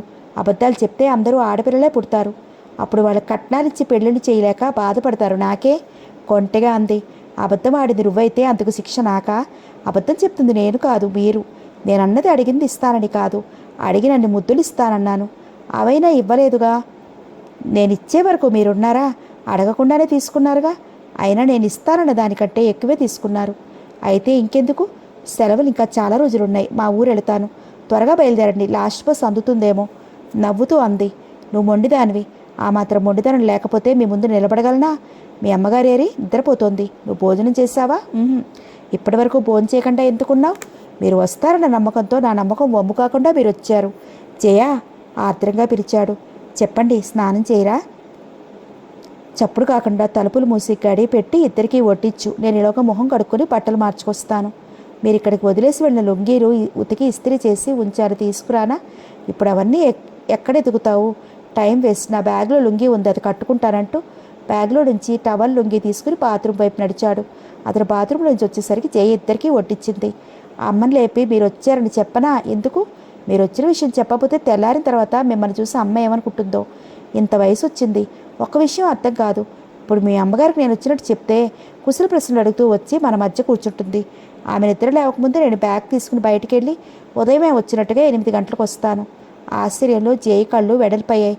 పెద్దగా మాట్లాడకుండా నేను చెప్పినట్టు విను. నీ అరుపులకి మీ అమ్మకు వెలుగు వస్తే నా కొంప బురుగుతుంది, ఆరుబయట పక్కపరుస్తుంది నాకు అన్నాడు హాస్యంగా నవ్వుతూ. జయ మళ్ళీ నోరు మెదపలేదు. భోజనాలు అయిన తర్వాత కంచాలు కడిగి వంటిని సర్ది అతనికి దగ్గరకు వచ్చింది. జయ పడుకునే మంచం మీద చౌదరి గారు పడుకున్నారు. ఆ మంచానికి పక్కనే చాప పరుచుకుని జయ పడుకుంది. నిమిషాలు మౌనంగా దొర్లిపోతున్నాయి. ఇద్దరికి నిద్ర కరువైంది. చౌదరి గారు మంచం మీద నుంచి లేచి జయ పక్కనే చాప మీద పడుకుని ఆమె మొహాన్ని తనకు అభిముఖంగా తిప్పుకుని భావవేశంతో అదురుతున్న ఆమె పెదవులను తన పెదవులతో అందుకున్నారు. అతని స్పర్శానుభూతికి ప్రేమ మైకంలో మునిగిపోయి జయ అతని ప్రతిఘటించే శక్తిని కోల్పోయింది. మకరందం కోసం భ్రమరం పువ్వును తెలిసినట్టుగా ఆమె శరీరాన్ని పూర్తిగా ఆక్రమించుకున్నాడు. ఇష్టంగా, ప్రేమగా, ప్రియంగా తనను తాను అతనికి అర్పించుకుంది జయ. అలసిపోయిన జయ అతని చేతి మీద తలపెట్టుకుని నిద్రపోయింది. ఆమె కనురొప్పలు బరువుగా మూతలు పడ్డాయి. మళ్ళీ మెలకు వచ్చి కళ్ళు తెరిచి చూసేసరికి పక్కన చౌదరి గారు కనిపించలేదు. అతని బ్యాగు కనిపించలేదు. అంతలో రాత్రి అతను చెప్పిన విషయం గుర్తుకొచ్చి తనలో తను నవ్వుకుంటూ లేచి చీర కుచ్చుళ్ళు సవరించుకుని చాప మడిచి పక్కన పెట్టి అద్దం ముందుకు వచ్చింది. అద్దాలా మెరిసే చెక్కిళ్ళ మీద ఎర్రగా కందిరే చౌదరి గారి పంటి గుర్తులు స్పష్టంగా కనిపిస్తున్నాయి. చాలాసేపు అద్దంలో చూసుకుంటూ చెక్కిటి చేయి చేర్చుకుని అలాగే నిలబడిపోయింది. తొలి అనుభూతి మత్తులో నుంచి ఆమె శరీరం పూర్తిగా కోలుకోలేదు. ఒళ్ళంతా తీయని బాధ. ఏ పని చేయాలనిపించలేదు. 8 గంటలకి చౌదరి గారు వస్తారన్న విషయం గుర్తుకొచ్చి చకచకా ఇంటి పనులన్నీ పూర్తి చేసి తలారా స్నానం చేసి ఆరెంజ్ కలర్ ఆర్గంటి చీర పొందికగా పాదాలు కనిపించకుండా కుచ్చిళ్ళు కిందకి జారడేలా కట్టుకుంది. అదే కలర్ జాకెట్ వేసుకుంది. 2 చేతుల నిండా ఆరెంజ్ కలర్ మట్టి గాజులు వేసుకుంది. కనకాంబరాలు మరువంతో కలిపి కట్టి పొడివాటి జడలో తొడుముకుంది. చెప్పినట్టుగానే చౌదరి గారు 8 గంటలకు వచ్చారు. ఎప్పటిలా అతని ముఖంలోకి చూడలేక సిగ్గుతో తల వంచుకుంది. ఆరెంజ్ కలర్ చీరలో ఖజర్హో శిల్పంలా మెరిసిపోతున్న ఆమె మీద నుంచి చూపులు మరల్చుకోలేకపోయాడు. కొత్తగా చూస్తున్నట్టు ఏమిటా చూపు? ఈ చీరలో నీ అందం మరింత ఇనబడించింది. అప్సరసలా మెరిసిపోతున్న నిన్ను చూడటానికి నాకున్న 2 కళ్ళు చాలటం లేదు. దేవి గారు ఇంత హుషారుగా ఉన్నారేమిటి? అలంకరణలో, మాటల్లో, చూపుల్లో ఏదో కొత్తదనం కనిపిస్తోంది. జరగకూడదు జరిగిపోయింది కాబట్టి కనపడని మార్పు కనిపిస్తోందేమో అంది విచ్చిన మందారంలో నవ్వుతూ. నన్ను లోపలికి రాణిస్తావా లేదా? నాకు తెలియకుండానే నా మనసును దోచుకున్న మీకు నా ఇంట్లోకి రావడానికి పర్మిషన్ కావాలా అంది నవ్వుతూ. జయ, నువ్వు నవ్వుతూ మాట్లాడుతూ ఎదురుగా ఉంటే రోజుల తరబడి నిన్ను చూస్తూ కూర్చోరనిపిస్తుంది. కొత్తలో అలాగే అనిపిస్తుంది. ఆ తర్వాత మొహం మొత్తి నా ముఖం చూడాలంటేనే చిరాకు పడతారంది నవ్వుతూ. అసలు విషయం మర్చిపోయాను. మీ అమ్మగారేరి? కూరలు తెస్తారని మార్కెట్కి వెళ్ళింది. సరైన సమయంలో వచ్చానంటూ తలుపులు మూసి ఆమెను తన కౌగిల్లో బందీని చేశాడు. ముద్దులతో ఆమెను ఊపిరి సరపనంతగా ఉక్కిరి బిక్కిరి చేశాడు. ఏదైనా రుచి తెలియక ముందు దాని రుచి తెలియదు కాబట్టి దాని మీద అంత కోరిక ఉండదు. ఒకసారి రుచి తెలిసిన తర్వాత మనసు పదే పదే ఆ రుచిని కోరుతుంది. ప్రేమతో ఒకరినొకరు అల్లికిపోయిన ఆ జంటకు ఆ సమయంలో హాలే బెడ్రూమ్గా మారిపోయింది. నా చీరంతా నలిగిపోయింది. కొత్త చీర ఈరోజే కట్టుకున్నానంది గోముగా. ఈ చీర కట్టుకుంది నా చేతుల మధ్య నలిగిపోవాలనేగా. ఇలాంటి చీరలు నీకోసం 1000 చీరలు కొంటాను. ఏమండి, ఇక్కడే ఉంటారా? మళ్ళీ మీ ఊరు వెళతారా? ఆ విషయం నేను ఇంకా నిర్ణయించుకోలేదు. తలుపులు తెరిచి వరండాలో ఉన్న కుర్చీలో కూర్చుంటూ అన్నాడు. ఇప్పుడు నిర్ణయించుకుని చెప్పండి. అతని వెనకే బయటకు వస్తూ అంది జయ. ఎందుకు జయ అంత తొందర? ముందు చెప్పండి అంది విసుగ్గా. చెప్తే నువ్వు బాధపడతావు. రేపు ఉదయాన్నే వెళ్ళాలి. నేను వెళ్ళనివ్వను. వచ్చిన పని అయిపోయిందిగా. ఆమె వైపు చిలిపిగా కన్ను గీటుతూ అన్నాడు. మీరు వచ్చింది అందుకేనా? తెచ్చిపెట్టుకున్న కోపంతో అంది. అందుకే నవ్వుతూ ఆమెను మరింత ఉడికించాలని అన్నారు. మగబుద్ధి పోనిచ్చుకున్నారు కాదు. బుద్ధి కూడా మగబుద్ధి ఆడబుద్ధి అంటూ వేరుగా ఉంటుందా? నవ్వుతూ అన్నాడు. ఉండబట్టేగా మీ మాటలకు నా మాటలకు ఇంత తేడా కనిపిస్తోంది. జయా అంటూ ఏదో చెప్పబోయిన చౌదరి గారు అమ్మొస్తోందని జయ మాటలతో చెప్పటం ఆపేశారు. ఎంతసేపు అయింది బాబు నువ్వు వచ్చి? కూరగాయలు పుట్ట జయకు అందించి ఆప్యాయంగా పలకరించింది పార్వతమ్మ. అతన్ని జయ వాళ్ళెదురుగా నిల్చోవడానికి గిల్టీగా ఫీల్ అయింది. ఇంతకుముందే వచ్చాను. క్రీగంట జయను చూస్తూ అన్నాడు. వాళ్ళ అమ్మ ఎదుటి నిల్చోలేక జయ లోపలికి వెళ్ళింది. నువ్వు వెళ్ళిన దగ్గర నుంచి అమ్మాయి నేను నిన్ను తలుచుకొని రోజంటూ లేదు బాబు. మీ అభిమానం అటువంటిది. సెలవులు ఇంకా చాలా రోజులున్నాయిగా. మీ అమ్మ నాన్నగారు రానిచ్చారా? పని మీద గుంటూరు వచ్చాను. ఇక్కడికి వచ్చిన తర్వాత మిమ్మల్ని చూడకుండా వెళ్ళలేకపోయాను. అంత అభిమానంతో మమ్మల్ని చూడాలని వచ్చావు, అంతే చాలు బాబు. నువ్వు వెళ్ళావు, సందడే లేదు. పక్కవాటలో ఉండేవాళ్ళు కూడా ట్రాన్స్ఫర్ అయ్యి వెళ్ళిపోయారు. ఇంటింట్లో పిక్కుపిక్కుమంటూ ఉంటున్నాం. నేను జయ. ఇంటికి వెళ్ళి 4 రోజులుండి వచ్చే బాబు. 2 రోజుల్లోనే వచ్చేస్తాను. ఎవరైనా అద్దెకొచ్చే వరకు భయంగానే ఉంటుంది. నువ్వు స్నానం చేసిరా బాబు, ఏదైనా టిఫిన్ చేస్తానంతలో అంటూ లోపలికి వెళ్ళింది పార్వతి. జయ కాఫీ కప్పు తీసుకొచ్చి అతనికి ఇచ్చింది. అమ్మతో ఎంత అందంగా అబద్ధం చెప్పారు. నిజం చెప్తే గోప గుయ్యమనిపిస్తుంది. మీరెంతకైనా తగ్గిపోతారు. పాపం మీరు రాత్రంతా నా బెడ్రూమ్లోనే ఉన్నా ఊరు నుంచి ఇప్పుడే వచ్చారనుకుంటుంది. ఈ పాటలన్నీ నీకోసమేగా. ఈ అవస్థ అంతా ఎందుకు? మన విషయం మా అమ్మతో నేను చెప్తాను. మీ వాళ్ళతో మీరు చెప్పండి. పెళ్లి చేసుకుంటే ఈ తిప్పలన్నీ ఉండవుగా. డిగ్రీ చేతికి రావటం ఆలస్యం. నీ మెడలో 3 ముళ్ళు వేసేస్తాను. అందుకింకా 4 నెలలు ఆగాలి. పెళ్లి కాకుండా తొందరపడ్డాం కాబట్టి ఇప్పుడు పెళ్లికి తొందరపడాల్సి వస్తుంది. నిన్నటి దాకా లేని భయం ఏదో కొత్తగా చోటు చేసుకుంది. నీకు నా మీద పూర్తిగా నమ్మకం ఉంటే ఇలాంటి అనుమానాలు, సంకోచాలు నీ మనసు దరిదాపులకు కూడా రావు. నమ్మకం లేకపోతే నన్ను నేనుగా మీకు అర్పించుకుంటానా? పిచ్చిదానా, అంత నమ్మకం ఉన్నప్పుడు ఇలాంటి అనుమానాలు ఎందుకు? ఏదో భయం మనసును సమాధానపరచుకోలేకపోతున్నాను. నీకంత భయంగా ఉంటే ఈ క్షణంలోనే నీ మెడలో 3 ముళ్ళు వేస్తాను. చెప్పు చేయా అనురాగంగా ప్రేమగా అన్నాడు. ఆ మాటలతో ఆమె మనసు శాంతించింది. కాలేజీ తెరిచారు. చౌదరి గారు వచ్చారు. ప్రతి రాత్రి వాళ్ళిద్దరూ తొలిరాయి భార్యాభర్తల్లా హాయిగా ఆనందంగా గడుపుతున్నారు. ఇంట్లో మనిషిలా ఎంతో అభిమానంగా ఉండే అతని మీద కానీ, బయట ప్రపంచం తెలియనట్టుగా అమాయకంగా ఉండే కూతురు మీద కానీ పార్వతికి ఎలాంటి అనుమానం లేకపోవడంతో వాళ్ళిద్దరి మధ్య ఉన్న చనువును అపార్థం చేసుకోలేదు పార్వతి. ఆమె నిద్రపోయే వరకు తన గదిలో చదువుకుంటూ కూర్చుంటారు చౌదరి గారు. జయ ఆ పరిసరాల్లో కనిపించదు. 10 దాటిన తర్వాత అతను జయ గదిలోకి వెళ్ళటమో, జయ ఇతర గదిలోకి రావటమో చేస్తారు. ప్రతి రాత్రి జయ చౌదరి గారి కౌగిల్లో చేరగానే అడిగే మొదటి ప్రశ్న నన్నెప్పుడు పెళ్లి చేసుకుంటారని. అతను చెప్పే సమాధానం చదువు పూర్తిగా చేసుకుంటారని. ఆ ప్రశ్నకు సమాధానానికి 3 నెలలు గడిచినా మార్పే లేదు. రోజులు మాత్రం క్షణాల్లా గడిచిపోతున్నాయి. ఆయన పరీక్షలు పూర్తయ్యాయి. ఆ రాత్రి తన గుండెల మీద పడుకుని నాకు 2 నెలల నుంచి మెన్సెస్ రావటం లేదని చెప్పింది జయ. ఆ మాట వినగానే పక్కలో బాంబు పేలినట్టుగా ఉలిక్కిపడ్డారు చౌదరి గారు. జయ, నువ్వు చెప్పింది నిజమేనా? ఇలాంటి విషయాల్లో ఎవరైనా అబద్ధం చెప్తారా? 2 నెలల నుంచి మెన్సెస్ రాకపోతే నాకెందుకు చెప్పలేదు? నాకు నెలసరి సరిగ్గా రాదు. అందుకే ఇంతవరకు ప్రెగ్నెంట్ ఏమో అన్న అనుమానం రాలేదు. 1 వారం నుంచి ఏం తిన్నా వికారంగా ఉంటుంది. పుల్లటి వస్తువులు తినాలనిపిస్తోంది. ఎప్పుడూ మత్తుగా నిద్ర వచ్చినట్టు అనిపిస్తోంది. ఈ లక్షణాలు బట్టే ఇప్పుడు ప్రెగ్నెంట్ అన్న అనుమానం వచ్చింది. రేపు ఉదయాన్నే మంచి లేడీ డాక్టర్ దగ్గరికి వెళ్ళు. డబ్బు నేనిస్తాను. ఎందుకు? పిచ్చిదానా, ఎందుకేమిటి? పెళ్లి కాకుండానే తల్లిని అవ్వాలన్న కోరిక ఉందా? మీరు చెప్పేదేమిటో నాకు అర్థం కావట్లేదు. సరిగా చెప్పండి. పెళ్ళి అవ్వకుండానే తల్లివైతే నలుగురు ఎంత తేలిగ్గా చూస్తారు. అందుకే నా మాట విని అబార్షన్ చేయించుకో. పెళ్ళైన తర్వాత నీ ఇష్టమైనంత మంది పిల్లలను కందువు కానీ అబార్షన్ చేయించుకోవటమా? అంటే మన ప్రేమకు ఫలితం నాలో రూపుదిద్దుకుంటున్న మన బిడ్డను అబార్షన్ పేరుతో చంపుకుందామా? మరీ అంత సున్నితంగా ఆలోచిస్తావే? అబార్షన్ చేయించుకోవటం ఇప్పుడు చట్టరీత్యా నేరం కాదు కూడా. మీరు ఎన్నైనా చెప్పండి, అబార్షన్ మాత్రం చేయించుకోను. అబార్షన్ చేయించుకోకపోతే మా నాన్నగారు కూడా మన పెళ్లికి అంగీకరించరు. మనవడిని అందించబోతున్నానని తెలిస్తే సంతోషంగా అంగీకరిస్తారు. జయ, నీ ధోరణి నీదే కానీ నా మాట వినిపించుకోవే. పెళ్ళైన 6 నెలలకే నువ్వు తల్లివైతే మా అమ్మగారు గుండె ఆగి మరణిస్తుంది. ముందు అబార్షన్ చేయించుకో. వాళ్ళేదో అనుకుంటారని మనమే ఊహించుకొని భయపడి అబార్షన్ చేయించుకోవటం ఎందుకండి? ముందు వాళ్ళు ఒప్పుకోకపోతే అప్పుడు చేయించుకుంటాను. వాళ్ళ సంగతి నాకు తెలుసా, నీకు తెలుసా? జయ, నువ్వు అబార్షన్ చేయించుకుంటేనే మన పెళ్లి జరిగి తీరుతుంది. లేకపోతే చాలా సమస్యల్ని ఎదుర్కోవాల్సి వస్తుంది. ఆ మాటతో జయ నోరు మూతపడ్డది. మా నాన్నగారితో మన పెళ్లి విషయం మాట్లాడి వస్తానని చెప్పి వెళ్ళిన చౌదరి గారు 3 నెలలైనా తిరిగి చూడలేదు. ఇంకా అతను మోసం చేసి వెళ్ళిపోయాడని నమ్మకం లేకపోతుంది జయకు. ప్రతి క్షణం అతని కోసం ఎదురు చూస్తూనే ఉంది. అప్పుడే 5 నెలలు నిండబోతున్నాయి. చౌదరి గారి జాడలేదు. అతను చూడకుండా ఉండలేక అతను మోసం చేశాడన్న బాధ జయను మానసికంగా బాగా కృంగితీశాయి. సరైన టయానికి భోజనం చేయక, ఆలోచన తీవ్రతలో నిద్ర లేక అనారోగ్యానికి గురైంది. డాక్టర్ నోటి నుంచి కూతురు త్వరలో తల్లి కాబోతుందన్న విషయం తెలియగానే పార్వతి కుప్పకూలిపోయింది. మళ్ళీ కళ్ళు తెరిచి కూతుర్ని చూడలేదు. అదే ఆమెకు శాశ్వత నిద్ర అయింది. ఆమె చనిపోయిన వార్త తెలియగానే జయ అక్క బావుగారు వచ్చారు. జరగవలసిన కర్మకాండలన్నీ యథావిధిగా జరిగిపోయాయి.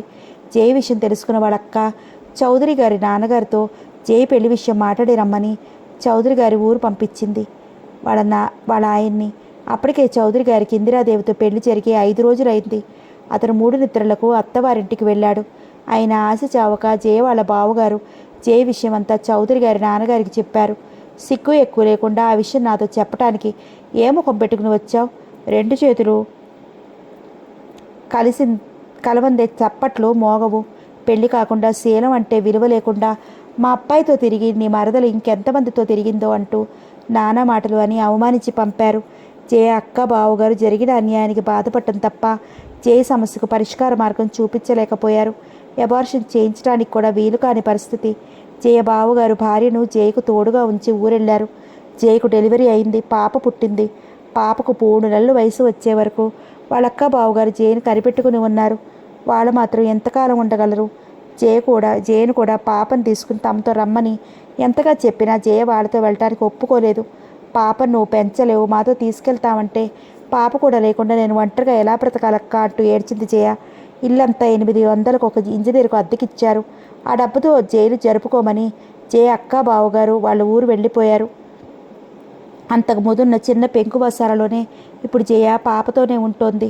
బొద్దుగా ఉన్న పాప సమక్షంలో జయ తన బాధ కొంతవరకు మర్చిపోగలిగిన రాత్రి తెచ్చాలు మరుపురాని చౌదరి గారితో పంచుకున్న అనుభూతులు ఎన్నో జ్ఞాపకాలు మనసులో కదలాడి మనసును రంపపుకోత గురిచేస్తున్నాయి. పాప ముఖంలో చౌదరి గారి పోలికలు కొట్టొచ్చినట్టుగా కనిపిస్తుంటే జయ మనసులోని గాయం ఎప్పటికప్పుడు కెలుకుతున్నట్టుగానే ఉంటుంది. జయ పవిత్రమైన భారతదేశంలో పుట్టిన స్త్రీ. అందుకే తన జీవితాన్ని సర్వనాశనం చేసిన చౌదరి గారిని ఒక్క క్షణం కూడా మర్చిపోలేకపోతోంది. పెళ్లి కాకుండానే ఆమెను తల్లిని చేసి మరో ఆడదాని మెడలో 3 ముళ్ళు వేసి భార్యతో అతను సంతోషంగా ఉన్న తను మాత్రం అతన్ని మర్చిపోలేక మనసులో అతని రూపాన్ని నిలుపుకుని కలలో కూడా అతని కూతురుకు తల్లిగా ఆ బిడ్డను పెంచడమే తన జీవిత లక్ష్యంగా భావించుకుని బ్రతుకుతోంది. ఏ కాలంలోనైనా ఆడదాని ప్రేమకు మగవాడి ప్రేమకు ఉత్తర దక్షిణ ధృవాలకుండంత తేడా ఉంటుంది. ఆడదాని ప్రేమలో స్వార్థం మచ్చుకైనా కనిపించదు. ప్రేమించిన మగవాడి కోసం ప్రాణాలైనా సంతోషంగా అర్పించగలదు. ఏ చరిత్ర తిరిగేసినా మగవాడి మోసానికి బలైన ఆడవాళ్ళ కథలే కనిపిస్తాయి తప్ప ఆడదాని మోసానికి గురైన మగవాడి కథలు కనిపించవు. చౌదరి గారిని మనసులో భర్తగా నిలుపుకుని కూతురు మీదనే ఆశలన్నీ పెంచుకుని బ్రతకటానికి అలవాటు పడింది జయ. ఇరుగు పొరుగుల మాటల్ని అవమానాల్ని భరించుతుంది. తన సంతోషాన్ని యవ్వనాన్ని మర్చిపోయింది. ఇప్పుడు కూతురు కోసమే జీవోత్సవంలా బ్రతుకుతుంది. ఆ రోజు పాప పుట్టినరోజు. గౌను కొని తేవటానికి జయ ఉదయం 10 గంటల సమయంలో బజారుకు వెళ్ళింది. ఆ పక్క షాపులో నుంచి బయటికి వస్తున్న చౌదరి గారు కనిపించారు. జయను చూడగానే చౌదరి గారి అడుగు ముందుకు పడలేదు. ఆమెకు దగ్గరగా వచ్చారు. జయ అతన్ని నిలువునా దహించేలా చూడలేదు. నన్నెందుకు మోసం చేశావని అడగలేదు. అలా అడిగినందువల్ల ప్రయోజనం ఉండదని ఆమెకు తెలుసు. పెళ్లి కాకుండా తన శరీరాన్ని అతనికి అర్పించుకున్న నాడే అతను తన భవిష్యత్తు మీద కాటు వేశాడు. ఉపికి వస్తున్న కన్నీటిని అతి ప్రయత్నం మీద ఆపుకుంటూ, ఒక్కసారి వచ్చి పాపను చూస్తారా? ఆ పాప ఎవరికో పుట్టిన బిడ్డ కాదు, మీ రక్తం పంచుకు పుట్టిన బిడ్డ. మీరు చేయించుకోమన్నట్టుగా నేను అబార్షన్ చేయించుకోలేదు. 10 నెలలు మోసి కని ధైర్యంగా పెంచుకుంటున్నాను అంది. ఒకనాడు ఆమె అందించిన ప్రేమ మూలంగానో, లేక ఆమె అందించిన శారీరక సుఖం మూలంగానో, లేక తన రక్తం పంచుకుని పుట్టిన బిడ్డను తన బిడ్డను చూడాలన్న మమకారంతోనో అతనికి ఏమనిపించిందో ఏమో కానీ జయ కోరికను కాదనలేకపోయాడు. పని చూసుకుని వస్తాను జయ, నువ్వు వెళ్ళు అన్నారు. అతను వస్తాడన్న నమ్మకం ఆమెకు లేకపోయినా మరోసారి అతని రమ్మని ఒత్తిడి చేయలేదు జయ. 1 గంట సమయంలో పాపకు 4 రకాల ఖరీదైన డ్రెస్సులు, జయకు 2 చీరలు, పాపకు ఆట వస్తువులు తీసుకుని జయ దగ్గరకు వచ్చారు చౌదరి గారు. పొద్దుగా అందంగా ఉన్న పాపను చూడగానే చౌదరి గారిలోని పితృహృదయం చిత్రంగా స్పందించింది. పాపను ఎత్తుకుని గుండెలకి అదుముకున్నారు. ఆ దృశ్యం చూడగానే జయ కళ్ళలో నీళ్లు తిరిగాయి. చౌదరి గారికి భోజనం వడ్డించింది. ఆ పగలంతా పాపను 1 నిమిషం కూడా వదలకుండా పాపనెత్తు కూర్చున్నారు. రాత్రి 8 అయింది. వెళ్తానని చౌదరి గారు అనలేదు. ఈ రాత్రికి ఉంటారా అని జయ అడగలేదు. పాప నిద్రపోయింది. చౌదరి గారు భోజనం చేసి పాప పక్కన పడుకున్నారు. జయ వేరే మంచం మీద పడుకుంది. తొలి ప్రేమ చాలా బలీయమైనది. చౌదరి గారు జయ శరీరాన్ని మాత్రమే ప్రేమించారు. జయ అతని తన ప్రాణంలో ప్రాణంగా, ఊపిరిలో ఊపిరిగా ప్రేమించింది. అందుకే అతను తనకెంత ద్రోహం చేసినా అర్ధరాత్రి అతని చేతుల్లోకి తీసుకోగానే కాదనకుండా అతనికి కావలసిన సుఖాన్ని అందించింది. ఆడదానికి మగాడి మీద అమితమైన అనురాగం ఉంటుంది కాబట్టే మగాడు తాగుపోతైనా తిరిగిపోతైనా భరించి అతనితో కాపురం చేయగలుగుతుంది. జయ, నిన్ను మోసం చేయాలన్న ఉద్దేశంతో నేను ఇందిరాదేవిని పెళ్లి చేసుకోలేదు. నేను ఊరెళ్ళగానే మన విషయం మా నాన్నగారితో చెప్పాను. ఎన్ని విధాలా చెప్పినా ఆయన వినలేదు. మన పెళ్లికి ఒప్పుకోలేదు. నేను తన మాటలు కాదనన్న నమ్మకంతో నాకు తెలియకుండానే వేరే వాళ్ళకి మాటిచ్చారు. ఆయన మాట కాదంటే నూతిలో పడి చచ్చిపోతానన్నారు. అందుకే మనసు చంపుకుని కన్నబిడ్డగా ఆయన కోరిక తీర్చడం కోసం ఆయన మాటిచ్చిన అమ్మాయిని పెళ్లి చేసుకున్నాను. నన్ను క్షమించు. మీకు మీ నాన్నగారి మాట ముఖ్యం కానీ నా జీవితం ముఖ్యం కాదనుకున్నారా? క్షమించు జయ. ఇలా నువ్వు పాపకు తల్లి అయ్యి నా కోసమే ఉంటావనుకోలేదు. నేను కొంతకాలం కనిపించకపోతే అబార్షన్ చేయించుకుని నన్ను మర్చిపోయి ఇంకొకరినైనా పెళ్లి చేసుకుంటావనుకున్నాను. మీకు మనసు ఇచ్చిన మీ బిడ్డకు తల్లినైనా నేను ఇంకొకరిని పెళ్లి చేసుకుంటానని ఎలా ఊహించగలిగారు? కామెర్ల రోగికి లోకమంతా పచ్చగా కనిపించినట్టుగా నేను కూడా మీలాగే చేస్తాననుకున్నారా? చౌదరి గారు సిగ్గుతో తల ఉంచుకున్నారు. మిమ్మల్ని తప్ప మరో మగాడిని గురించి ఆలోచన కూడా నా మనసులోకి రాదు. పాపలో మిమ్మల్ని చూసుకుంటూ బ్రతికినంతకాలం మీదానిగానే బ్రతుకుతాను. జయ, ఇక నుంచి పాప ఖర్చుల కోసం ప్రతి నెల డబ్బు పంపుతాను. నాకు వీలైనప్పుడల్లా ఇక్కడికి వస్తాను. కాదనవు కదూ? మీ కూతురు చూడటానికి మీరు ఎప్పుడైనా ఇక్కడికి రావచ్చు. నా కూతురు నేను పోషించగలను. మీరు డబ్బు పంపనక్కర్లేదు. ఇప్పటికే పశ్చాత్తాపంతో కాలిపోతున్న నన్ను ఇంకా బాధ పెడతావా జయ? నాకు అంత ఆస్తుంది. నా కూతురు ఏవీ లేని దానిలా బ్రతుకుతుంటే నాకెంత బాధగా ఉంటుందో ఆలోచించు. ప్లీజ్ జయ, కాదనకు. మీ ఇష్టం. నెలకి ఎంత పంపమంటావు? 500 చాలు. 1000 రూపాయలు పంపుతాను. ప్రతి నెల అంత డబ్బు పంపుతూ ఉంటే మీ భార్యకు అనుమానం రావచ్చు. అది కాక అంత డబ్బు నాకు మాత్రం ఏమవసరం ఉంటుంది? అద్దె 800 వస్తుంది. దానిలోనే పాప కోసం కొంత మిగుల్చుతున్నాను. అక్క ఈ బంగ్లాలో తన వాటా తనకు అక్కర్లేదని నాకు రాసిచ్చి వెళ్ళింది. నీ ఇష్ట ప్రకారమే పంపుతాను. నాకు ఎప్పుడు వీలైతే అప్పుడు పాపని నిన్ను చూడటానికి వస్తాను. నెలకు ఒకసారైనా వస్తారు కదూ? దిగులుగా కన్నీటితో అంది జయ. 4-5 సార్లు వస్తాను సరేనా? ప్రేమగా ఆమె కన్నీటిని తుడుస్తూ అన్నాడు. అదే మహాభాగ్యం అనుకుని సంబరపడింది జయ. అప్పటి నుంచి నెలకి 2 సార్లైనా చౌదరి గారు వచ్చి వెళుతున్నారు. చెప్పినట్టుగా ప్రతి నెలకు 500 చొప్పున డబ్బు పంపుతున్నారు. చౌదరి గారి ఉంపుడి కొత్తగా సమాజంలో జయ ముద్ర పడిపోయింది. తల్లిదండ్రుల అందాన్ని పుడికి పుచ్చుకుని పుట్టిన రాధ బంగారు బొమ్మలా పెరుగుతోంది. కూతుర్ని చూసుకుంటూ తన బాధల్ని మర్చిపోతుంది జయ. తిరిగే కాలచక్రం ఎవరికోసం ఆగదు. క్రమం తప్పకుండా దాని పని అది నిర్వర్తిస్తూనే ఉంటుంది. వారాలు నెలలుగా, నెలలు సంవత్సరాలుగా మారిపోతున్నాయి. వయసు తెచ్చిన వంపు సొప్పులతో ఏపుగా పెరిగిన రాధ అప్సరసులను తలదన్నే అందంతో, యవ్వన కాంతితో మెరిసిపోతోంది. డిగ్రీ పూర్తి చేసిన రాధ సంజయ్ ప్రేమలో పడింది. నెలకు 4 సార్లు గుంటూరు వచ్చే చౌదరి గారు ఆ తర్వాత నెలకొకసారి రావటం మొదలుపెట్టారు. క్రమంగా అది తగ్గిపోయింది. ఇప్పుడు సంవత్సరానికి 1-2 సార్లు వస్తున్నారు. డబ్బు మాత్రం ప్రతి నెలా పంపుతున్నారు. తన జీవితంలాగే కూతురు జీవితం కూడా అవుతుందేమో అన్న భయంతో జయకు మనశ్శాంతి లేకుండా పోయింది. సంజయ్కు దూరంగా ఉండమని కూతురుతో ఎంతగా చెప్పినా ప్రయోజనం లేకపోయింది. రాధ అయినా 4 ఆడపిల్లల్లా పెళ్లి చేసుకుని భర్త పిల్లలతో సుఖంగా గడపాలని ఆమె తల్లి మనసు తప్పించిపోతోంది. అంతకుముందెప్పుడు జయ చౌదరి గారింటికి రాలేదు. చౌదరి గారు గుంటూరు రాక 5 నెలలైంది. రోజు రోజుకి రాధ సంజయ్తో తిరుగుళ్ళు ఎక్కువ చేసింది. తన మాటను లక్ష్య పెట్టడం లేదు. కూతురు జీవితం ఏమైపోతుందో అన్న భయంతో అభిమానం చంపుకుని ఈరోజు చౌదరి గారింటికి వచ్చింది. చౌదరి గారు అన్న మాటలు కత్తుల్లో ఆమె గుండెల్లోకి దూసుకుపోయాయి. అతని మాటలకు ఆమె తల తిరిగిపోయింది. తనను మోసం చేసి అతను ఇందిరాదేవిని పెళ్లి చేసుకున్నాడన్న విషయం తెలిసిన రోజు కూడా ఆమె ఇంతగా బాధపడలేదు. ఈరోజు తన శీలాన్ని శంకించి తన రక్తం పంచుకుని పుట్టిన కూతురునే తన కూతురు కాదన్న అతని వికృతమైన మనసు మీద మొదటిసారిగా అంతులేని అసహ్యం కలిగింది. మరో గంట తర్వాత చౌదరి గారు లోపలికి రావడంతో జయ ఆలోచనలో నుంచి తేరుకుంది. జీవం లేని కళ్ళతో అతని వైపు చూసింది. నేను తర్వాత వచ్చి మాట్లాడతాను, నువ్వు వెళ్తావా అన్నారు ఆయన. ఆయన ధోరణి చూస్తుంటే ఎంత త్వరగా ఆమెను ఇక్కడి నుంచి పంపించేద్దామా అన్నట్టుంది. చౌదరి గారు, జయ మొదటిసారిగా తనన్నా పిలిచేసరికి అవక్కైపోయినట్టు చూశారు ఆమె వైపు. నువ్వు మోసగాడివని నాకు తెలుసు. కన్నబిడ్డనే కాదనేటంత కిరాతకుడు అనుకోలేదు. విషజంతువులైన పాములు తమ పిల్లల్ని తామే తింటాయి. అంతకంటే క్రూరమైన జంతువువి నువ్వు. నిన్ను ప్రేమించినందుకు, నాకు నా కడుపున పుట్టినందుకు దానికి తగిన శాస్తి జరిగింది. ఈ రోజు నుంచి నీ డబ్బు మాకక్కర్లేదు. నా ఇంటి గడప తొక్కకుండా ఉంటే చాలు అంది కోపంతో ఊగిపోతూ. జయ కోపంగా అరిచారు. చీ దుర్మార్గుడా, నన్ను జయ అని పేరు పెట్టి పిలిచే అర్హత కూడా నీకు లేదు. గతాన్ని గుర్తుకు తెచ్చుకుంటే నా మీద నాకే అసహ్యంగా ఉంది. ఇంకెప్పుడు నా ఇంటి ఛాయలకు కూడా రావద్దు అంటూ విసురుగా లేచి కోపంగా ఆ గదిలో నుంచి బయటికి వెళ్ళిపోయింది జయ. చౌదరి గారు జయ మాటలకు కరెంట్ షాక్ తిన్నట్టుగా కొయ్యబారిపోయారు. ఆయన ఆ షాకు నుంచి తేరుకుని గదిలో నుంచి బయటికి వచ్చేసరికి జయ గేటు దాటి వెళ్ళిపోయింది. ప్రతాప్ను చూసి కూడా చూడనట్టుగా ముఖం తిప్పుకుంది మల్లిక. రాణిగారు ఎందుకు అలిగారు? అలకకు కారణం ఏమిటో తెలుసుకోవచ్చా? ఆమె ఎదురుగా కూర్చుంటూ అన్నాడు ప్రతాప్. మల్లిక ముఖం కూడా తిప్పి చూడలేదు. నీ కోపానికి కారణం నాకు తెలుసు. నేను 4 రోజుల నుంచి నీకు కలుసుకోవటానికి రావటం లేదు. అందుకేగా డియర్ మళ్ళీ ఉద్యోగ ప్రయత్నంలో ఈ 4 రోజుల నుంచి ఊళ్ళో లేను, అందుకే రాలేదు. ఆమె నుంచి సమాధానం రాలేదు. కారణం చెప్పిన తర్వాత కూడా కోపం పోలేదా? అయితే నీ కోపం తగ్గటానికి నన్ను ఏం చేయమంటావో చెప్పు. ఆమె ఏడుస్తూ 2 చేతుల్లో ముఖం దాచుకుంది. ఆమె ఎందుకు ఏడుస్తుందో ప్రతాప్కి అర్థం కాలేదు. ఆమె ఏడుపు ముఖం చూస్తుంటే మనసులో చెయ్యి పెట్టి కెరికినట్టుగా ఉంది.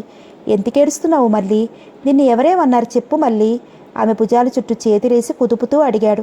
ప్రతాప్ కారణం చెప్పమని ఎంతోసేపు ప్రతిమాలుగా, మీరు నవ్య విషయం నాకు చెప్పకుండా ఇంతకాలం ఎందుకు దాచారు అంది వెక్కిళ్ల మధ్య. నవ్య విషయం నేను దాచడం ఏమిటి? ఇందులో దాచే విషయం ఏముంది? నవ్యకు మీకు పెళ్లి చేయాలని మీ పెద్దవాళ్ళు ఎప్పుడో నిర్ణయించుకున్నారంట కదా. ఆ విషయం ఇంతవరకు నాకెందుకు చెప్పలేదు? ఆ విషయం చెప్పే అవసరం మన మధ్య ఇంతవరకు రాలేదు. చెప్పలేదు. ఇప్పుడు ఏమైంది? కొన్ని విషయాలు చెప్పటం వలన ఎన్ని అనర్థాలు జరుగుతాయో మరికొన్ని విషయాలు చెప్పకపోవటం వలన అంతకు మించిన అనర్థాలు జరుగుతాయి. మీకు నవ్య విషయం ఇంతకుముందే చెప్పినట్లయితే నేను మొదటి నుంచి మీకు దూరంగానే ఉండేదాన్ని. ఆ విషయం తెలియకపోవటం మూలంగా మీకు ఇంత చేరువయ్యాను. తల్లిలా ఆదరించిన ఇందిరాదేవి గారి గుండెల్లో చిచ్చు రగిల్చాను. ఆమె నవ్య విషయం నాకు తెలిసే మీకు మనసిచ్చారని నన్ను అసహించుకుంటోంది. ఇంతవరకు వచ్చిన మీ ప్రేమను వదులుకోలేను. ఆమె కోరితే ప్రాణాలైనా ఇస్తాను, కానీ మిమ్మల్ని మాత్రం వదులుకోలేను. ఇప్పుడు నేనేం చేయాలి? మీరే చెప్పండి ఏడుస్తూ అంది. ఆమెను ఎలా ఓదార్చాలో కూడా అతనికి అర్థం కాలేదు. ఒక్కరోజు మిమ్మల్ని చూడకుండా ఉండలేనే. నా ఊపిరిలో ఊపిరిగా ప్రేమించే మిమ్మల్ని ఇప్పుడు వదులుకోగలనా? కన్న కూతురు కంటే ఎక్కువ మమకారంగా చూస్తున్నందుకు మిమ్మల్ని నవ్య కాకుండా చేసి ఆమె కూతురు జీవితంలో నిప్పులు చెరగనా? మళ్ళీ ఏవేవో ఊహించుకుంటూ నీ ఊహలకు నువ్వే భయపడుతున్నావు. నాకు నవ్యకు పెళ్లి చేయాలని మా వాళ్ళు అనుకుంటున్నది నిజమే. అంత మాత్రాన నా పెళ్ళి నవ్యతో జరుగుతుందా? పిల్లలకి వరసలు కలిపి పిలుస్తూ సంతోషించటం పెద్దవాళ్లకు సరదా. నవ్యను చేరుకోవాలన్న ఆలోచన నాకింతవరకు రాలేదు. నిన్ను చూసిన క్షణం నుంచే ఆడవాళ్ళ గురించి, పెళ్ళిని గురించి నాలో ఊహలు మొదలయ్యాయి. మళ్ళీ ఇంతకాలం నుంచి పెళ్లికి వాయిదా వేస్తున్న కారణం కూడా నీ విషయం చెప్పి ఇంట్లో ప్రళయం సృష్టించే కంటే ఎలాగూ ఈ సంవత్సరం నవ్యకు పెళ్లి చేస్తారు. ఆమె పెళ్ళి అయిన తర్వాత మనకిక ఏ అడ్డు ఉండదు. నేను నిన్నే ఎందుకు కావాలని కోరుకుంటున్నానో ఇంతకుముందు చాలాసార్లు చెప్పాను. ఇంకా ఎన్నిసార్లు చెప్పమంటావు? మళ్ళీ భార్యాభర్తలకైనా ప్రేమికులకైనా ముఖ్యంగా ఉండవలసింది ఒకరి మీద ఒకరికి నమ్మకం. అదే లేకపోతే ఇలాంటి అనుమానాలన్నీ బయలుదేరతాయి. నిన్ను ప్రేమించి మా వాళ్ళ మాటలకు ఎదురు చెప్పలేక నవ్యను పెళ్లి చేసుకునేటంత పిరికివాడిని అనుకుంటున్నావా? మల్లిక కళ్ళు విప్పార్చుకుని అతని వైపు చూడటం తప్ప నోరు తెరిచి మాట్లాడలేకపోయింది. మళ్ళీ నేను నీవాడిని, నా మీద నమ్మకం ఉంటే ఎలాంటి అనుమానాలు మనసులోకి రానీకు. అన్ని విషయాలు నేను చూసుకుంటాను. నీకెందుకంత భయం? తన కూతురు అదృష్టాన్ని నేను దోచుకున్నానని ఇందిరాదేవి గారు నన్ను అసహించుకుంటారేమో. నువ్వెంతో తెలివిగలదాని అనుకున్నాను. ఇంత అమాయకురాలువా? ఆమెకి తమ్ముణ్ణి నేను తన కూతురు చేసుకోపోతే ఆమె నా మీద కోపం తెచ్చుకుంటుంది, కానీ నిన్నెందుకు అసహించుకుంటుంది? మా అక్కల గురించి నీకు తెలియదు. ఆమె నువ్వు ఊహించుకున్నంత సంకుచిత స్వభావురాలు కాదు. మన ప్రేమను అర్థం చేసుకుంటుంది. నిన్ను కన్నబిడ్డలా ఆదరించగలిగిన ఆమెని ప్రేమను అర్థం చేసుకోలేదనుకుంటున్నావా? నేను అవన్నీ ఆలోచించలేదు. మా నాన్న నవ్య విషయం చెప్పగానే నా గుండెలో రాయి పడింది. అప్పటి నుంచి ఏ నిమిషాన మీరు నాకు దూరం అవుతారో అన్న భయంతో వణికిపోతున్నాను. ఇప్పుడు భయం తగ్గిందా? ఇంకా భయం ఎందుకు? ఈ అందాల రాకుమారిని ఏ రాకుమారి ఎత్తుకుపోతుందో అని పెళ్ళయ్యేంతవరకు భయమే నాకు.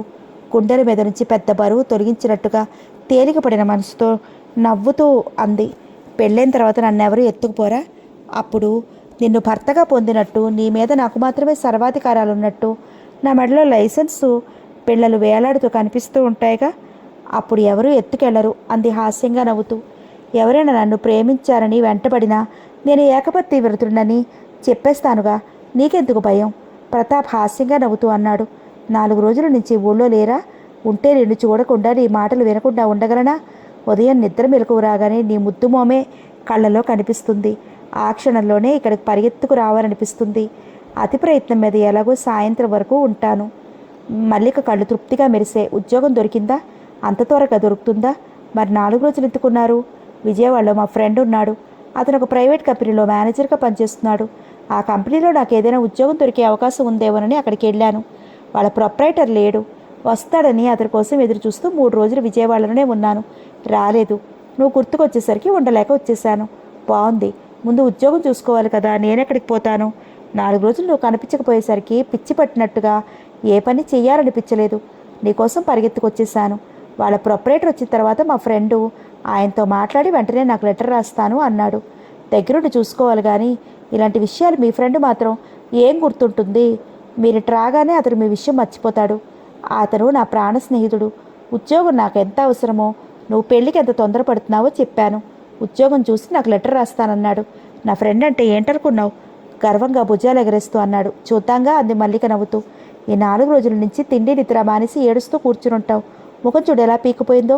జ్వరం వచ్చి తగ్గినట్టుంది ప్రేమగా అన్నాడు. మల్లిక అతని విశాలమైన ఛాతీలో ముఖం దాచుకుంది. అనురాగంగా, ప్రేమగా, ఆరాధనగా ఆమె తలను మరింత గాఢంగా కుండలు కదుముకున్నాడు. మళ్ళీ నీకో శుభవార్త చెప్తాను. నాకేమిస్తావు? ఇవ్వటానికి ఏముంది నా దగ్గర? నాకు కావాల్సిందేదో ఉంది, అది తీసుకుంటాను. కాదనవుగా. ఉన్న మనసు మీకు ఎప్పుడో ఇచ్చేశాను. ఈ శరీరంలోని ప్రతి భాగం మీదే. ఇంకేముంది అని తీసుకుంటారు? మనసిచ్చావు కానీ ఈ శరీరాన్ని ఇవ్వలేదుగా. మనసును అడిగి తీసుకున్నారు. నన్ను అడిగి తీసుకున్నారా? శరీరాన్ని అడిగి తీసుకోవటానికి అంది నవ్వుతూ. ఒక్క ఉదుటిన ఆమెను ఒడిలోకి లాక్కుని ఆమె ముఖం మీద ముద్దుల వర్షం కురిపించాడు. ఏమిటిది? నువ్వేగా తీసుకోమన్నావు. అమ్మ దొంగ, మీకేం కావాలో నా నోటితోనే చెప్పించి ఘరానాగా తీసుకున్నారు. మరేమనుకున్నావు? దొరగారి గప్పుతనం తెలుసులే. ఇంతకీ శుభవార్త చెప్పనేలేదు. చెప్తే ఒక తీయని ముద్దిస్తావా? ఇప్పుడు తీసుకోలేదా అంది నవ్వుతూ. నాకుగా నేను తీసుకున్నాను, నీకుగా ఇవ్వలేదుగా. సరే ఇస్తాను, చెప్పండి. మాట తప్పవుగా. తల అడ్డంగా తిప్పింది తప్పను అన్నట్టుగా. నాకు ఉద్యోగం వచ్చింది. నిజంగానా? నిజం మళ్ళీ, నీ తోడు మా ఫ్రెండు పనిచేసే ఆఫీసులోనే సెక్షన్ మేనేజర్గా. వెంటనే రమ్మని టెలిగ్రామ్ ఇచ్చాడు. రేపు ఉదయాన్నే వెళ్ళాలి. మల్లిక కళ్ళల్లో తడి మెరిసింది. ఇన్ని రోజుల నుంచి ఎన్ని ఉద్యోగ ప్రయత్నాలు చేసినా ఫలించలేదు. మా ఫ్రెండ్ మూలంగా ఇప్పటికైనా ఉద్యోగం దొరికింది. అందుకు సంతోషించాలి కానీ బాధపడుతున్నావే? మీకు ఉద్యోగం దొరికినందుకు నాకు సంతోషం కంటే బాధే ఎక్కువగా ఉంది. బాధ ఎందుకు? ఇన్ని రోజుల నుంచి మీకు ఉద్యోగం దొరకలేదు కాబట్టి రోజు ఇక్కడ రావడానికి వీలైంది. ఇప్పుడు ఉద్యోగం అంటూ విజయవాడ వెళుతున్నారు. రోజు రావడానికి వీలవుతుందిగా. అదా నీ బాధ? శనివారం సాయంత్రం వస్తాను, ఆదివారం నీ దగ్గరే ఉంటాను, సోమవారం వెళ్తాను. వెళ్ళేటప్పుడు నిన్ను చూసి వెళతాను. అంటే 3 రోజులు ఇక్కడ, 4 రోజులు అక్కడ. 4 రోజులు మిమ్మల్ని చూడకుండా ఉండగలనా? ఉండాలి తప్పదు. ఉద్యోగం దొరికిందిగా. పెళ్లి చేసుకోవడానికి భయం లేదు. 1 నెలలో నిన్ను పెళ్లి చేసుకుని నీతో కాపురం కూడా పెడతాను, చిలిపిగా కన్ను గీటుతూ అన్నాడు ప్రతాప్. అతని చిరునవ్వు ఆమె ఎదలో గిరిగింతలు కలిగిస్తే ఆ భావనలు భరించలేనట్టుగా అతని గుండెల్లో ముఖం దాచుకుంది మల్లిక. ఇక వెళ్ళనా? అప్పుడేనా? రాత్రికి ఇక్కడే ఉండిపోనా? అతని మాటల్లో చిలిపితనం తొంగి చూస్తోంది. అమ్మో వద్దు, వెళ్ళండి అంది తెల్లటి పలువరస తలుక్కుమనేలా నవ్వుతూ. వెళ్తానంటూ లేచాడు ప్రదీప్. వెళ్తాను అనకూడదు, వెళ్ళొస్తాను అనాలి అంది నవ్వుతూ. సరే వెళ్ళి మళ్ళీ వస్తాను అన్నాడు హాస్యంగా నవ్వుతూ. ఇంకో 5 నిమిషాలు ఉండండి ప్లీజ్ దిగులుగా అంది మల్లిక. నువ్వు నన్ను వెళ్ళమని చెప్పలేవు. నేను ఎదురుగా ఉన్నంతసేపు నువ్వు నా దగ్గర నుంచి కదలలేవు అన్నాడు నవ్వుతూ. మీరు రేపు ఊరు వెళ్తున్నారు కదా, అందుకని ఈరోజు నేను చెప్పినట్టు వినాలి. చిత్తం తప్పకుండా. దేవిగారి ఆజ్ఞ సెలవివ్వండి అన్నాడు నవ్వుతూ. ఇంకో గంట ఇక్కడే ఉండాలి. మళ్ళీ నువ్వు ఎదురుగా ఉంటే నా ప్రపంచాన్ని జయించినంత గర్వంగా ఉంటుంది. ఆమె నుదుటి మీద ముద్దు పెట్టుకుంటూ అన్నాడు. మల్లిక కళ్ళల్లో నీళ్లు తిరిగాయి. నువ్వు అలా దిగులుగా ముఖం పెడితే నేను వెళ్ళను. నేనింత ఆతృత పడేది ఎవరి కోసం? నీకోసమేగా. ఉద్యోగంలో జాయిన్ అవ్వగానే వీలు చూసుకుని ఏ గుడిలోనో నీ మెడలో 3 విల్లు వేసేసి నిన్ను నా దారిగా చేసుకుంటాను. అప్పుడు మనకు ఎడబాటు అన్నదే ఉండదు. ఆమెను ఆర్తిగా గుండెలకి అదుముకుంటూ అన్నాడు. అతని ఎదలో ప్రియంగా ఇష్టంగా ఒదిగిపోయింది మల్లిక. వాళ్ళిద్దరిని చూస్తూ చెట్టు కొమ్మ మీద కూర్చున్న కువ్వల జంట గుసగుసలాడుతున్నాయి. ఇందిరాదేవి నవ్యను తీసుకుని స్నేహితురాలి కూతురు పెళ్లికి మద్రాసు వెళ్ళింది. 2 రోజులైంది. ఇంకో వారం పడుతుంది వాళ్ళు వచ్చేసరికి. వంట చేయటానికి ఒక ఆమె ఉంది. రత్తాలు ఉదయం 5 గంటలకి వచ్చి పాచిపరులు కూరగాయలు తరగటం, గదులు తొడవటం, ఎవరికి ఏం కావాలో అవన్నీ నిమిషాల మీద అందించడం చేస్తుంది. రత్తాలు ఏ కారణంగా అయినా ఒక్కరోజు పనిలోకి రాకపోతే ఆ రోజు ఎవరికీ తోచదు. అంతగా రత్తాలు ఆ ఇంట్లో ఒక మనిషిగా కలిసిపోయింది. ఉదయం 5 గంటలకి వస్తే మళ్ళీ రత్తాలు ఇంటికి వెళ్ళేసరికి రాత్రి 9 గంటలవుతుంది. కోటిగాడు రత్తాలు ఇద్దరు చౌదరి గారింట్లోనే భోజనం చేస్తారు. సాయంత్రం 4 గంటలైంది. చౌదరి గారు అప్పుడే నిద్ర లేచారు. ఆయన ఇంటి దగ్గర ఉంటే నిద్రపోయి లేవగానే టీ తాగుతారు. ఆయనకి టీ తీసుకుని రత్తాలు ఆ గదిలోకి వెళ్ళింది. చామన ఛాయ్ అయినా 25 ఏళ్ల యవ్వన ప్రాయంలో రత్తాలు సౌందర్యం మగవాడు మతులు పోగొడుతుంది. బిగించి కట్టిన నేత చీరకు, ముడివేసి వదిలిన జాకెట్టుకు మధ్య ఉన్న శరీరపు మడతలో చౌదరి గారి చూపులు చిక్కుకుపోయాయి. అతని చూపులకు అలవాటు పడిన రత్తాలు అతనికి టీ కప్పందించి వెళ్ళబోయింది. రత్తాలు పిలిచారు చౌదరి గారు. రత్తాలకు భయంతో నోట్లో తడారిపోయింది. అతి ప్రయత్నం మీద గొంతు పెగల్చుకుని ఏమిటి బాబుగారు అంది భుజం మీదుగా తల తిప్పి చూస్తూ. మీ ఆయన ఇంకా రాలేదా? ఎలాగైనా మాటల్లో పెట్టి రత్తాలుని గదిలో నుంచి బయటికి వెళ్లకుండా ఆపాలని చౌదరి గారి ప్రయత్నం. పని మీద కోటిగాడిని ఊరు పంపించింది ఆయనే. రేపు సాయంత్రం దాకా రాడని ఆయనకి తెలుసు. రాలేదండి భయంగా అంది. ఆకలి మీదున్న సింహం ఎదురుగా నిలుచున్న లేడి పిల్లలా ఉంది రత్తాలు స్థితి. రాత్రికి నా స్నేహితులిద్దరూ మన ఇంటికి భోజనానికి వస్తున్నారు. ఇద్దరూ నాకు కావలసిన వాళ్ళు. చీకటి పడితే వంట ఆమెకి సరిగా కళ్ళు కనిపించవు. నువ్వు దగ్గరుండి వాళ్లకు వడ్డించాలి అన్నారు ఖాళీ కప్పు టీపాయ్ మీద పెడుతూ. ఎత్తుగా ఉన్న ఆమె వక్షాన్ని, పొంకం తగ్గని యవ్వన బిగిని చూడగానే చౌదరి గారి నవరాల్లో అది అలజడి కదిలింది. ఇంత అందాన్ని కళ్ళ ముందు ఉంచుకుని ఇంతకాలం అనుభవించకుండా ఎలా వదిలేనా అనుకున్నారు. కప్పు తీసుకుని వెళుతున్న రత్తాలు వెనక భాగం చూడగానే ఆయన కళ్ళు ఎరుపు రంగుకు తిరిగాయి. రక్తం రుచి మరిగిన జంతువు ఎదురుగా నిలబడ్డ ఆహారాన్ని చూడగానే పెదవులు తడుపుకుంటుంది. చౌదరి లాంటి మనుషుల కంటే క్రూర జంతువులైన పులులు, సింహాలు ఎంతో నయం. అవి ఆకలైతేనే జంతువులను చంపుతాయి, లేకపోతే వాటి జోలికి వెళ్ళవు. చౌదరి గారి లాంటి మనుషులు ఆకలి లేకపోయినా రత్తాలు లాంటి వాడను సరదా కోసం వేటాడతారు. జంతువులు ఋతువు సమయంలోనే కామోద్రానికి గురవుతాయి. మనిషిలోని కామానికి ఋతువులంటూ లేవు. రక్తాలకు ఏ పని చేస్తున్నా మనసులో అనుమానం మెదులుతూనే ఉంది. ఎంత త్వరగా ఇంటిలో నుంచి బయటపడదామా అని పనులన్నీ చకచక చేసుకుంటోంది. వంట ఆమెకి 60 సంవత్సరాల వయసు ఉంటుంది. చీకటి పడితే కళ్ళు కనిపించవు. వంటకాలన్నీ రత్తాలు సహాయంతో పొయ్యి దగ్గర కూర్చుని వండుతోంది.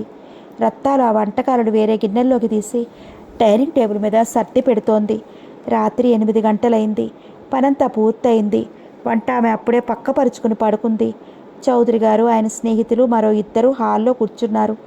వాళ్ల ముందున్న టీపాయ్ మీద పార్టీకి కావలసిన సామగ్రి అంతా రెడీగా ఉంది. 3 ప్లేట్ల నిండా రొయ్యల వేపుడు, వేయించిన జీడిపప్పు తీసుకెళ్ళి వాళ్ళ ముందు పెట్టింది రత్తాలు. ముగ్గురు తాగుతున్నారు, తింటున్నారు. తింటూ తాగుతున్నారు, తాగుతూ తింటున్నారు. వాళ్ళు మాట్లాడే భాష నాగరికతకు దూరంగా బ్రతుకుతున్న ఆటవిక జాతి వాళ్ళు మాట్లాడే భాష కన్నా అధ్వానంగా ఉంది. ఒక ఫుల్ బాటిల్ స్కాచ్ విస్కీ ఖాళీ చేశారు. అప్పటికి రాత్రి 10 గంటలైంది. తర్వాత భోజనానికి కూర్చున్నారు. వాళ్ళు ఏం తింటున్నారో, రత్తాలు ఏం వడ్డిస్తుందో కూడా అర్థం కావటం లేదు వాళ్ళకి. సంవత్సరం వయసున్న పాప ముందు అన్నం కలిపి పెడితే ఎలా తింటుందో అలా తింటున్నారు వాళ్ళు. వాళ్ళ చేష్టల్ని చూస్తుంటే రత్తాలకు కూడా అసహ్యంగా ఉంది. వాళ్ళిద్దరూ భోజనం చేసి వెళ్ళిపోయేసరికి 11 గంటలైంది. వీధుల్లో రద్దీ తగ్గి వాతావరణం ప్రశాంతంగా ఉంది. రత్తాలకు ముందు నొయ్యి, వెనక కొయ్యిలాగా ఉంది. ఇంటికి వెళ్ళాలంటే 3 వీధులు దాటి వెళ్ళాలి. ఆ రాత్రి టైంలో అంత దూరం ఒంటరిగా వెళ్ళటానికి భయంగా ఉంది. చౌదరి గారి నైజం తెలియటం మూలంగా ఆ బంగ్లాలో ఉండటానికి భయంగా ఉంది. తోటమాలి రేకుల షెడ్డులో వంటమ్మాయి పెరటి వైపు గుర్రుపెట్టి నిద్రపోతున్నారు. వాళ్ళిద్దరూ కుంభకర్ణులకి వారసులు. నిద్రపోతే ఏనుగెక్కరిచినా వాళ్ళకి మెలకువ రాదు. రత్తాలకు అన్నం తినాలనిపించలేదు. పిక్కుపిక్కుమంటూ వంటామె పడుకున్న పక్కన చాప పరుచుకుని పడుకుంది. రత్తాలు, మంచినీళ్ళు తీసుకురా అన్న చౌదరి గారి గొంతు వినిపించగానే రత్తాలు గుండెల్లో రాయి పడింది. వెన్నెలో నుంచి వణుకు పుట్టుకొచ్చింది. కళ్ళు తెరవకుండా అలాగే పడుకుంది. వంటగది గుమ్మం దగ్గర నిల్చుని రత్తాలు అని పెద్దగా పెరవటంతో ఇక తప్పదనుకుని లేచి వంటగదిలోకి వెళ్ళి మంచినీళ్ళు తీసుకుని వచ్చేసరికి అక్కడ చౌదరి గారు కనిపించలేదు. హాల్లోకి చూసింది, అక్కడా కనిపించలేదు. చౌదరి గారు బెడ్రూమ్లో నుంచి బయటకు వచ్చి వెనక తలుపులు మూసి గడియ పెట్టి రత్తాల దగ్గరికి వచ్చి ఆమె భుజం మీద చెయ్యేసే వరకు అతన్ని రత్తాలు గమనించలే లేదు. కెవ్వు మంది భయంతో రత్తాలు. ఆమె ఎంత గట్టిగా అరిచినా ఆ బంగ్లాలో ఆ సమయంలో ఎవరూ ఆమెను రక్షించడానికి రారు. 2 చేతులు చౌదరి గారి ఛాతీ మీద వేసి అతని వెనక్కి నట్టాలని ప్రయత్నించింది. ఆమె ప్రయత్నం ఫలించలేదు. అతని పశుబలం ముందు ఆమె బలం చాలలేదు. ఆమె పెనుగులాడుతున్న కొద్దీ అతను మరింత విజృంభిస్తున్నాడు. రత్తాలు అరుస్తోంది, ఏడుస్తోంది. తన్ను పాడు చేయొద్దని ప్రాధేయపడుతోంది. ఏం చేసినా ఆమె రోదన అరణ్యరోదనే అయింది. పెనుగులాడి అలసిపోయిన రత్తాలు బలిపశువులా అతని కాంక్షకు బలైపోయింది. రత్తాలు, నీ దగ్గర పొందిన ఈ ఆనందం, తృప్తి ఇంతవరకు ఏ ఆడదాని దగ్గర పొందలేదు. అందుకు నీకు 1000 రూపాయలు ఇస్తాను. ఈ విషయం మనిద్దరి మధ్య ఉంటుంది. జరిగింది మర్చిపోయి హాయిగా కోటిగాడి దగ్గర కాపురం చేసుకో. రేపు ఉదయాన్నే డబ్బు ఇస్తాను. నీకు ఎప్పుడైనా డబ్బు అవసరమైతే నాకు కావాల్సింది నాకు ఇవ్వు. నీకు కావాల్సింది నువ్వు తీసుకుపో అంటూ చౌదరి గారు తన బెడ్రూమ్లోకి వెళ్ళిపోయి తలుపులు మూసుకున్నాడు. శిలలా చలనరహితంగా కూర్చుండిపోయింది రత్తాలు. జరిగిన సంఘటనతో ఆమె మనసు, శరీరం మొద్దుబారిపోయాయి. కోటిగాడికి తనంటే ఎంతో ప్రాణం. చెడిపోయిన ఈ శరీరాన్ని వాడికి ఈయటానికి మనసు ఒప్పదు. తను చెడిపోయానన్న విషయం వాడికి తెలిస్తే వాడి గుండె ఆగిపోతుంది. జరిగింది వాడికి తెలియకుండా దాచి మోసం చెయ్యలేను. చెబితే కాపురం కూలిపోతుంది. భగవంతుడా, నేనేం చేయాలి అంటూ 2 చేతుల్లో ముఖం దాచుకున్న రాత్రంతా ఏడుస్తూనే ఉంది. ఆ చీకటి రాత్రిలో ఆమెను ఎవరు ఓదార్చుతారు? ఇది యుగాలుగా, తరతరాలుగా మగాడి మూలంగా ఆడదానికి జరుగుతున్న అన్యాయం. ఇద్దరు కలిసి చేసిన తప్పుకి శిక్ష మాత్రం ఆడది మాత్రమే అనుభవించాలి. రత్తాలు, గజ్జల గుర్రంలో తిరిగేదానివి. నీకేమైందే? మంచానికి అంటిపెట్టుకుని పడుకుంటున్నావు. ఒంట్లో బాగాలేకపోతే డాక్టర్ అమ్మకు చూపించుకో. రత్తాలు మంచం మీద కూర్చుని అన్నాడు కోటిగాడు. కోటిగాడికి రత్తాలు ఆరో ప్రాణం. వాడు ఆమెను ప్రేమించి రత్తాలు నాన్న వాడికి రత్తాలు ఇచ్చి పెళ్లి చేయడానికి ఒప్పుకోకపోతే ఆమెను లేపుకుని ఉన్న ఊరును కన్నవాళ్ళను వదులుకుని వచ్చాడు. కోటిగాడు స్వతహాగా మంచి మనిషే. ఆమెను సుఖపెట్టడమే తను ధ్యేయంగా పెట్టుకున్న అతను ఆమె కోసం ఏం చేయడానికన్నా సిద్ధపడ్డాడు. చౌదరి గారింట్లో పాలేరుగా చేరి ఆయనకు కుడిభుజంగా మారాడు. ఆయన అందించే నోట్ల కట్టలను చూస్తూ పాపం పుణ్యం అన్న మాటల్ని మర్చిపోయాడు. తను చేసేది ఎలాంటి పనైనా సరే డబ్బు కావాలి. ఆ డబ్బుతో తన మీద కొండంత నమ్మకాన్ని పెట్టుకుని వచ్చిన రత్తాలు సుఖపడాలి. అందుకే చౌదరి గారి కోసం ఎన్నో చెయ్యరాని పనులు చేశాడు. ఇప్పుడు ఆ రత్తాలు వారం రోజుల నుంచి తిండి నిద్ర మానేసి మంచాన్ని అట్టిపెట్టుకుని పడుకుంటే వాడికి మతిపోయినట్టుగా ఉంది. చెప్పగానే అట్టా ఉన్నావు? చెప్పవే, ఎందుకు అట్టా ఉన్నావు? ఒంట్లో బాగాలేదా? బాగానే ఉంది. మరెందుకు అట్టా ఉన్నావు? గలగల నవ్వుతూ గోదావరిలా ఉండే నువ్వు ఎందుకు ఇలా దిగులుగా ఉంటున్నావు?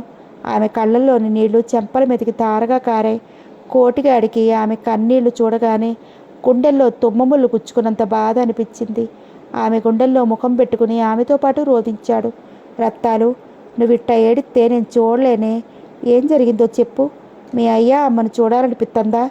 లేదన్నట్లుగా తలూపింది రత్తాలు. నీకు ఈ దీపావళి పండక్కి బంగారపు గొలుసు చేయిస్తానే. ఇంకోసారి అట్లాంటి మాటలు అన్నావంటే ఉరిపోసుకుని చస్తానంది చివ్వును లేచి కూర్చుని. తనేం తప్పుగా మాట్లాడాడో, రత్తాలకు అంత కోపం ఎందుకు వచ్చిందో కోటికాడికి అర్థం కాలేదు. వారం రోజుల నుంచి ఆమె ధోరణి వాడికి అర్థం కావటం లేదు. ఎందుకే అంత కోపం? నేనేమన్నాను? మామ, ఒక్క సంగతి అడుగుతాను, చెప్పు. ఏమిటో నీ వ్యవహారం అంత కొత్తగా ఉంది. ఆ సంగతి ఏమిటో అడుగు, చెప్తా. నన్ను ఎవరైనా పాడు చేస్తే నువ్వేం చేస్తావు? నిన్ను పాడు చేసిన వాడి శరీరాన్ని ముక్కలు ముక్కలుగా చేస్తాను. వాడి రక్తాన్ని తాగుతాను. అయితే నీ శరీరాన్ని కూడా ముక్కలు చేసి నువ్వు చేసే పాడు పనులకు కాకులకు గద్దలకు వెయ్యాలి అంది కోపంగా. ఏమిటి ఎరువైనది? అంత తప్పు నేనేం చేశాను? ఎంతమంది ఆడవాళ్ళు నీ మూలంగా బాణాన్ని పోగొట్టుకున్నారు? ఒక్కో ఆడదాని బ్రతుకు నరకం చేస్తూ ఆ ఆడదాని కన్నీళ్లతో మనం హాయిగా కాపురం చేసుకుంటున్నాం. మావా, నీ పెళ్ళాం మీద పరాయి మగవాడి నీడ కూడా పడకూడదనుకునే నువ్వు ఇతరి ఆడవాళ్ళని ఎందుకు పాడు చేస్తున్నావు? నీకో నీతి, అందరికీ మరో నీత. ఏ, నువ్వు డబ్బు ఆశ చూపించో బెదిరించో చౌదరి గారి బంగళాకు తీసుకువచ్చే ఆడవాళ్ళు మాత్రం నీ పెళ్ళాం లాంటి ఆడవాళ్ళు కారా? వాళ్ళ మొగుళ్ళు మాత్రం నీలాంటి మగవాళ్ళు కాదా? ఆమె మాటలకు తల తిరిగిపోయింది కోటిగాడికి. సూటిగా రత్తాలు ముఖంలోకి చూసే ధైర్యం లేక తల వంచుకున్నాడు. నేనే ఆడదాన్ని పాడు చేయలేదు. సత్య ప్రమాణంగా చెప్తున్నాను. నిన్ను తప్ప మరో ఆడదాని గురించిన ఆలోచనలు కూడా చేయలేదు. తప్పు నువ్వు చేయకపోయినా అన్యాయంగా ఎంతోమంది ఆడవాళ్లను ఆ దుర్మార్గుడి బంగళాకు చేర్చావు. నువ్వు వాళ్ళని అక్కడికి చేర్చకపోతే వాళ్ళు చెడిపోయేవాళ్ళు కాదు. ముక్కలు చేయాల్సింది ఆ అడవితున్న చౌదరి గాడిని కాదు, నిన్ను ముక్కలు చేయాలి. రత్తాలు, ఈ సంగతులన్నీ ఇంతవరకు నాకు తెలవదే. నిన్ను సుఖపెట్టాలి, నన్ను నమ్ముకుని నాతో వచ్చి నందుకు నీకే లోటు రాకూడదు. నువ్వు సిల్కు చీరలు కట్టుకోవాలి, పూలు పెట్టుకోవాలి, రంగురంగుల గాజులు వేసుకోవాలి. ఇవన్నీ చేయాలంటే డబ్బులు కావాలి. ఈ వెధవ పనులన్నీ చేశాను. నీలాంటి వాళ్ళే నేను తార్చడానికి బలవంతంగా బంగ్లాకు తెచ్చే ఆడవాళ్ళని తెలుసుకోలేకపోయాను. ఇన్ని రోజుల నుంచి నువ్వు కూడా చెప్పకపోవటం వల్లనే నేను మరీ ఇంత చెడ్డవాడిగా మారిపోయాను. నీ మీద ప్రమాణం చేసి చెప్తున్నాను, ఇయాల నుంచి ఏ ఆడదాన్ని నేను బంగ్లాకి చేర్చను. అంతేకాదు రత్తాలు, ఇయాల నుంచి ఏ ఆడది కూడా ఆ బంగ్లా వైపు రాకుండా కాపలా కాస్తాను. నన్ను క్షమించు. ఇంతకాలం తెలియక చేశాను. ఇప్పుడు తెలిసిందిగా ఇంకెప్పుడు చేయను. రత్తాలు చేతిలో చెయ్యేసి ఏడుస్తూ చెప్పాడు. దుఃఖాన్ని ఆపుకోలేక మొగుడిని కావలించుకుని పెద్దగా ఏడ్చింది రత్తాలు. రత్తాలు, ఇంక నువ్వెందుకు ఏడుస్తున్నావో, నీ బాధ ఏమిటో చెప్పవే. మావా, నీకు నా శరీరం కావాలా, నా పేణం కావాలా? అదేం ప్రశ్నే. నీ శరీరం, నీ పేణం నాయి కావా? ఎంతోమంది ఆడవాళ్ళు చెడిపోవటానికి నువ్వు కారణమైతే నేను చెడిపోవటానికి ఒక కిరాతకుడు మావా అంటూ కన్నీటితో జరిగిందంతా మొగుడితో చెప్పింది రత్తాలు. అంతా విన్న కోటిగాడు కోపంతో ఆవేశంతో చౌదరి గారిని చంపుతానని కత్తి నూరలేదు. బండబూతులతో ఆయన్ని శపించలేదు. ఏవీ చేయకుండా రాజ్యాన్ని కోల్పోయిన రాజులా నిర్వికారంగా కూర్చున్నాడు. అతని కళ్ళ నుంచి నీళ్లు ధారగా కారిపోతున్నాయి. చౌదరి చేసిన పని చెప్పగానే కోటిగాడు అతన్ని చంపటానికి ఆవేశంగా బయలుదేరతాడేమో అని భయంతో వడికిపోయింది రత్తాలు. తన ఊహలకు విరుద్ధంగా చెట్టంత మనిషి భీరువులా ఏడుస్తూ కూర్చునేసరికి పెద్ద గండం గడిచిపోయినట్టుగా తేలిగ్గా ఊపిరి పీల్చుకుంది రత్తాలు. మావా, నేను చెడిపోయాను. కుక్క ముట్టుకున్న కూడు తినకపోతే నీ చేతులతో నువ్వే నా గొంతు పిసికి చంపేయి. అంతేగాని నిన్ను నమ్ముకుని వచ్చిన నన్ను నీ నుంచి దూరం చేయకు. మావా, నీకు దూరం అయ్యి బతికే కంటే ఉరిపోసుకుని చావటమే మంచిది. చెప్పు బావా. ధనమంతంతో ఒళ్ళు కొవ్వెక్కిన వాడి బలం ముందు పచ్చడి మెతుకులు తింటూ పగలంతా కష్టపడే నా బలం చాలలేదు. నువ్వు చేసిన పాపాలకి ఈ శిక్ష మనం అనుభవించాల్సి వచ్చింది అంది ఏడుస్తూ. కోటిగాడి నుంచి ఎలాంటి సమాధానం రాలేదు. మాట్లాడవే మావా. అవునులే, ఏం మాట్లాడతావు? నువ్వు మాత్రం మగాడివి కావా? రాముడంతటి దేవుడే భార్య చెడిపోయిందేమో అన్న అనుమానంతో సీతతో కాపురం చేయలేక అడవులమ్మట పంపాడు. నువ్వు ఆయన కంటే గొప్పాడివా? నువ్వు మాత్రం మగాడివి కావా? చెడిపోయిన నాతో కాపురం ఎట్లా చేస్తావు? మీ మగాళ్ళంతా తన పెళ్ళాం మాత్రం చెడిపోకూడదు అనుకుంటారు. ఎదుటోడి పెళ్ళాన్ని మాత్రం పాడు చేయాలనుకుంటారు. కుక్కతో ఒక వంకరలాగా మీ బుద్ధి కూడా వంకరగానే ఉంటుంది మావా. రెండు చేతుల్లో ముఖం దాచుకుంటూ ఏడుస్తూ అంది. రత్తాలు పొంగుతున్న దుఃఖంతో రత్తాలని గుండెలు కదుముకున్నాడు. చెప్పు మామ, నన్ను ఏం చేయమంటావు? ఏం చేస్తానే? నిన్ను నా గుండెల్లో దాచుకుని దేవతలా పూజించుకుంటానే, ప్రేమగా రత్తాలను చూస్తూ అన్నాడు. నమ్మలేనట్టుగా కళ్ళు పెద్దవి చేసుకుని మొగుడు వైపు చూసింది రత్తాలు. ఏమిటే రత్తాలు ఆ చూపు? నా మాటలు నమ్మలేకపోతున్నావా? నన్ను వేళకోళం చేస్తున్నావా? నాకు కావాల్సింది నీ శరీరం కాదే రత్తాలు, నీ మనసు. నువ్వు నన్ను తప్ప ఇంకే మగాడిని మొగుడుగా చూడలేవు. ఆ సంగతి నాకు తెలుసు. నేను చేసిన పాపాలకి నువ్వు శిక్ష అనుభవించావు. ఇక చచ్చే వరకు నేను ఇట్టాటి పాప పనులు చేయను. నేను అదృష్టవంతురాలి మామ అంటూ రత్తాలు బల్లిలా కోటిగాడి గుండెలకి అంటుకుపోయింది. ఆ రోజు నుంచి కోటిగాడి చౌదరి గారి దగ్గర పని మానేశాడు. రత్తాలు మళ్ళీ ఆ గుమ్మం తొక్కలేదు. ఇంటిని పొలాన్ని అమ్ముకుని కోటిగాడి స్వంత ఊరు వెళ్ళిపోయారు. కోటిగాడు రత్తాలు ఇద్దరూ పనిలోకి రాకపోయేసరికి కారణం ఊహించుకుని ఇందిరాదేవి రత్తాలను పనిలోకి రమ్మని కూడా కబురు పెట్టలేదు. ఇలాంటి సంఘటనలన్నీ భర్త మీద గౌరవాన్ని ప్రేమని దూరం చేస్తూ ఇందిరాదేవి మనసులో ఆ స్థానంలో అసహ్యాన్ని ద్వేషాన్ని పెంచుతున్నాయి. ఇందిరాదేవి దేవాలయానికి వెళ్ళింది. నవ్య ఒంటరిగా లాన్లో కూర్చుంది. ప్రతాప్ వచ్చి ఆమెకు ఎదురుగా కూర్చున్నాడు. దారి తప్పి వచ్చావేమిటి బావా అంటూ నవ్వుతూ ఆహ్వానించింది నవ్య. నాకు ఉద్యోగం వచ్చింది, ఆ విషయం చెప్పడానికి వచ్చాను. నవ్యకు ఎదురుగా కూర్చుంటూ అన్నాడు ప్రతాప్. ఉద్యోగమా అంది ఆశ్చర్యంగా నవ్య. ఏమిటి అలా ఆశ్చర్యపోతున్నావు? నువ్వు ఉద్యోగం చేయడానికి అత్తయ్య ఒప్పుకుందా? భోజనం మానేసి నన్ను తిడుతూ పడుకుంది. అది కాదు బావా, నువ్వు ఉద్యోగం చేయాల్సిన అవసరం ఏమిటి? ఉన్న ఆస్తిని మెయింటైన్ చేసుకుంటే చాలదు. ప్రస్తుత పరిస్థితిలో ఉద్యోగం చేయటం తప్పనిసరైంది.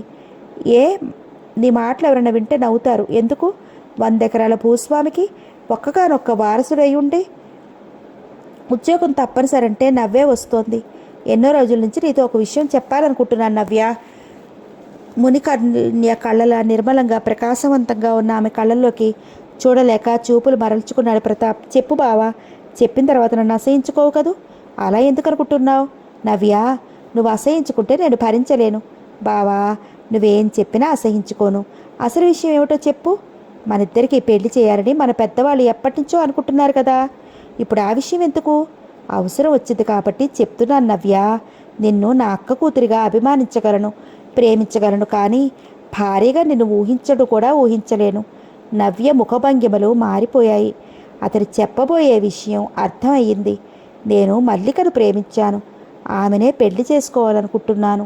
నువ్వు చదువు సంస్కారం ఉన్నదానివి. నన్ను అర్థం చేసుకుంటావన్న ఆశతో ముందుగా ఈ విషయం నీతో చెప్తున్నాను. నన్ను క్షమించు నవ్య. సూటిగా అతని కళ్ళల్లోకి చూస్తూ, బావా, ఒక్క విషయం చెప్పు. అన్నీ నీ ఇష్టమేనా? నా ఇష్టాలతో పని లేదా? నన్ను పెళ్లి చేసుకునే ఉద్దేశం నీకు లేనప్పుడు ఆ విషయం చెప్పడానికి ఎన్ని రోజులు ఎందుకు ఉపేక్షించావు?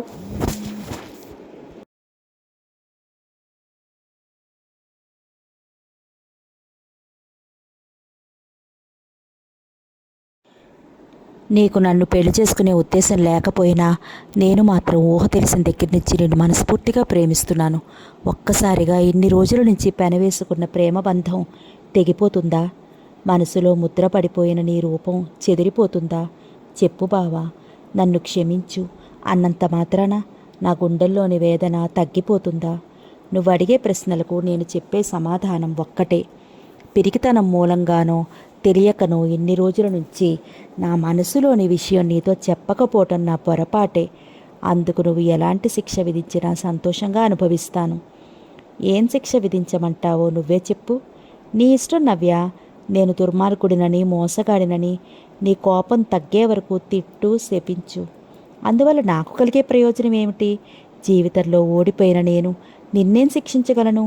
నీకు భార్యనయ్యే అదృష్టం నాకు లేదు. నువ్వు అలా బాధపడకు నవ్య. నువ్వు సంతోషం కలిగించే విషయం చెప్పావా? ప్రతాప్ తల వంచుకున్నాడు. నన్ను క్షమించగలవా నవ్య? ఇక ఆ విషయాన్ని వదిలేయండి రాణి నవ్వుతూ అంది నవ్య. సంతోషాన్ని, దుఃఖాన్ని, కష్టాన్ని, సుఖాన్ని అన్నీ ఒకలాగే అనుభవిస్తూ ఏ పరిస్థితుల్లోనూ ముఖం మీద చిరునవ్వును తొలగనీయకుండా ఉంచగల నవ్య లాంటి మనుషులు అరుదుగా ఉంటారు. బావా, నువ్వు మల్లికను పెళ్లి చేసుకుని హాయిగా ఉండాలని కోరుకుంటున్నాను. కానీ ఒక్క విషయం, వీలైనంత త్వరగా మీరిద్దరూ ఇక్కడి నుండి వెళ్ళిపోండి బాధగా అంది. ప్రతాప్ కళ్ళల్లో నిలిచిన 2 కన్నీటి చుక్కలు కిందకి జారాయి. నేను కూడా మామూలు మనిషినే బావా. అసూయ ద్వేషాలకు అతిథురాలిని కాదు. నిన్ను పరాయివాడిగా ఊహించలేను. నా కళ్ళెదురుగా నువ్వు మల్లికతో కాపురం చేస్తుంటే నేను భరించలేను. అలాగే నవ్య, నీ గుండెను గాయం చేశాను. నన్ను క్షమించమని అడిగే అర్హత కూడా నాకు లేదు. నీ ఇష్ట ప్రకారమే ఈ ఊరు నుంచి వెళ్ళిపోతాను అంటూ బరువెక్కిన హృదయంతో లేచి వెళ్ళిపోయాడు ప్రతాప్. అప్పటి వరకు నిగ్రహించుకున్న దుఃఖం వెల్లువలా పొంగింది. రెండు చేతుల్లో ముఖం దాచుకుని మనసులోని బరువు తగ్గే వరకు ఏడ్చింది. దేవాలయం నుంచి ఇందిరాదేవి తిరిగొచ్చే వరకు ఏడుస్తూనే ఉంది నవ్య. కూతురు చెప్పిన విషయం వినగానే ఇందిరాదేవికి నవనాడులు కృంగిపోయాయి. కూతురుని ఎలా ఓదార్చాలో కూడా అర్థం కాలేదు ఆమెకి. నవ్య, నీ జీవితం నాశనం కావడానికి కారణం నేనమ్మా. నీ మనసులో భావన గురించిన ఊహలు రేపింది నేను. నాలాంటి మూర్ఖులు ఎంతోమంది పిల్లలకు వరుసలు కలిపి భార్యాభర్తలు చేసి ఆనందిస్తారు. తర్వాత పెద్దవాళ్ళు చేసిన పొరపాటుకు పిల్లలు శిక్ష అనుభవిస్తారు. ఒక్కగానొక కూతురువని నీ మీద ఎన్నో ఆశలు పెంచుకున్న నేను నీ ఆశలన్నీ అడియాశలు అవడానికి కారణపూతురాలనయ్యాను. పెళ్ళిళ్ళు స్వర్గంలోనే జరుగుతాయంటారు, నిజమేనేమో. మా ఇద్దరికీ పెళ్ళయ్యే యోగం లేదు కాబట్టే బావ మనసులో అటువంటి ఊహలు కలిగాయి. బాధపడకు మమ్మీ. జీవితంలో నేను ఏ సంతోషానికి నోచుకోకపోయినా నీలాంటి కూతురికి తల్లి నేనెందుకు ఈరోజు గర్వపడుతున్నానమ్మా. గుండెళ్ళు కోసే బాధను నీలో దాచుకుని నన్ను ఓదార్చుతున్నావా నవ్య? మమ్మీ, ప్రేమ జీవితం కాదు. జీవితంలో ప్రేమ కూడా ఒక భాగం అంతే. బాధపడకు. బావ మాత్రం నాకేం అన్యాయం చేశాడు? పెళ్ళి అనేది ఎవరికైనా వ్యక్తిగతమైన విషయం. ఇష్టం లేకుండా నన్ను పెళ్లి చేసుకుని జీవితాన్ని నరకం చేసుకునే కంటే ఇష్టం లేదని సూటిగా చెప్పి తను ఇష్టపడే అమ్మాయిని పెళ్లి చేసుకుంటున్నాడు. అటువంటి వ్యక్తిత్వం, ధైర్యం ఉన్న బావను మనం మెచ్చుకోవాలి మమ్మీ. కూతురి వైపు ప్రేమగా చూసింది ఇందిరాదేవి. తను బాధపడితే వాళ్ళ మమ్మీ మరింత బాధపడుతుందని తన బాధను తనలోనే దాచుకుని పైకి నవ్వుతూ సంభాషణ మార్చింది నవ్య. ఆ రోజు నుంచి నెల నెలా పంపించే 500 పంపటం మానేశారు జయకు చౌదరి గారు. ఆ డబ్బు కోసం జయ ఎదురు చూడటం లేదు. ఒకవేళ పంపినా ఆమె తిప్పి పంపేది. బియ్యం ఏరుతూ కూర్చునుంది జయ.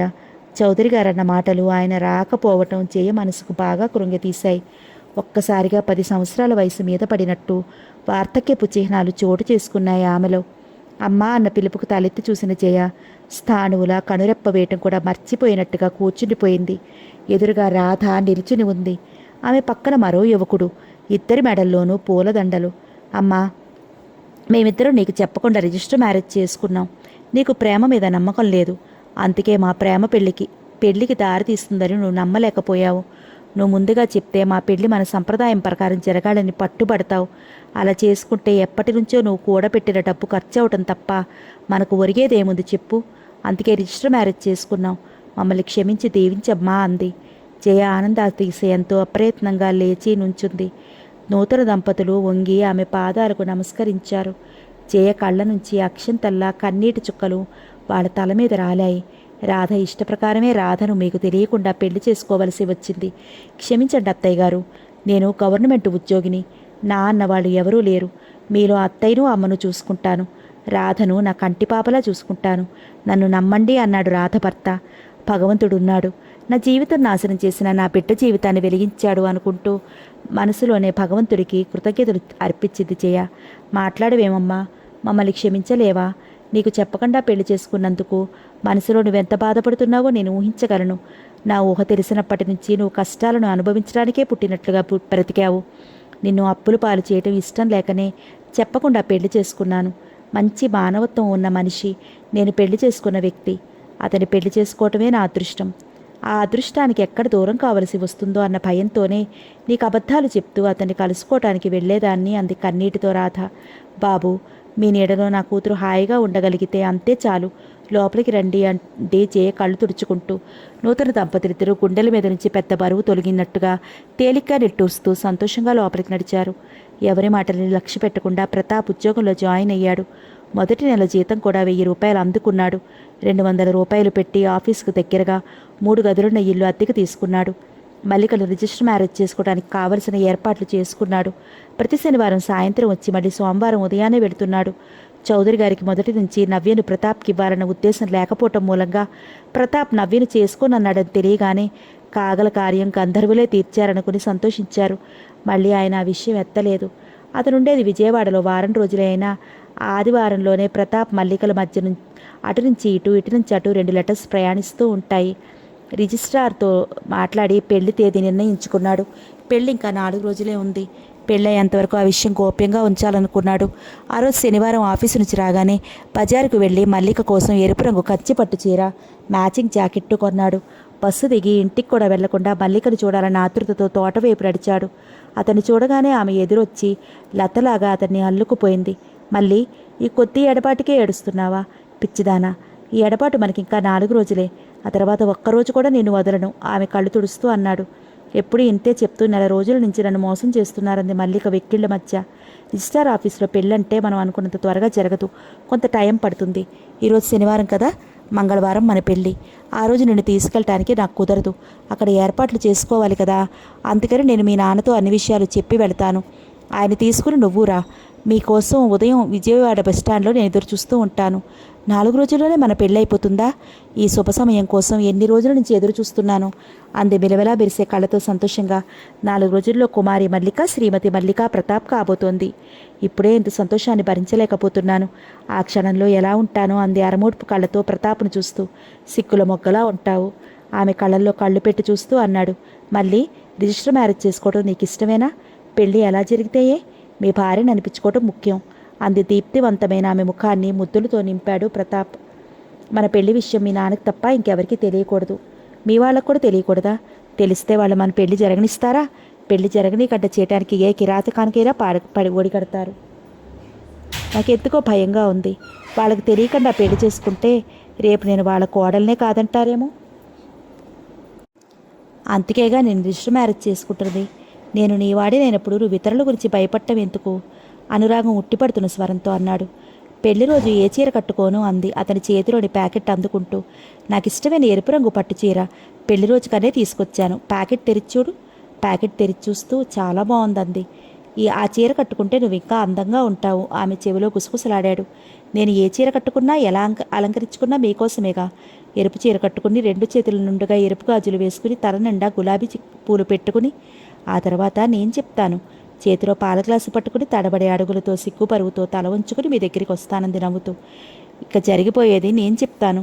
ఈ శోభనపు పెళ్లి కూతుర్ని 2 చేతులతో ఎత్తుకుని మల్లెలు పరిచిన పక్క మీదకి తీసుకువెళ్ళి చంటి పాపలా మృదువుగా పడుకోబెట్టి మెల్లగా లైట్ ఆర్పి చీ పొండి అంటూ మురిపంగా అతని గుండెల్లో ముఖం దాచుకుంది. అతని ప్రేమానురాగాలకు పరవశించిపోతూ అతని ఒడిలో మత్తుగా కళ్ళు మూసుకుని పడుకుంది మల్లిక. ఆమె తల నిమురుతూ కూర్చున్నాడు ప్రతాప్. ప్రతాప్ క్షణాలను పెట్టుకుంటూ ఎదురు చూసిన శుభ సమయం రానే వచ్చింది. ఉదయం 7 గంటలకే తలస్నానం చేసి కొత్త బట్టలేసుకుని బస్టాండ్కి వచ్చి మల్లిక కోసం ఎదురు చూస్తూ కూర్చున్నాడు.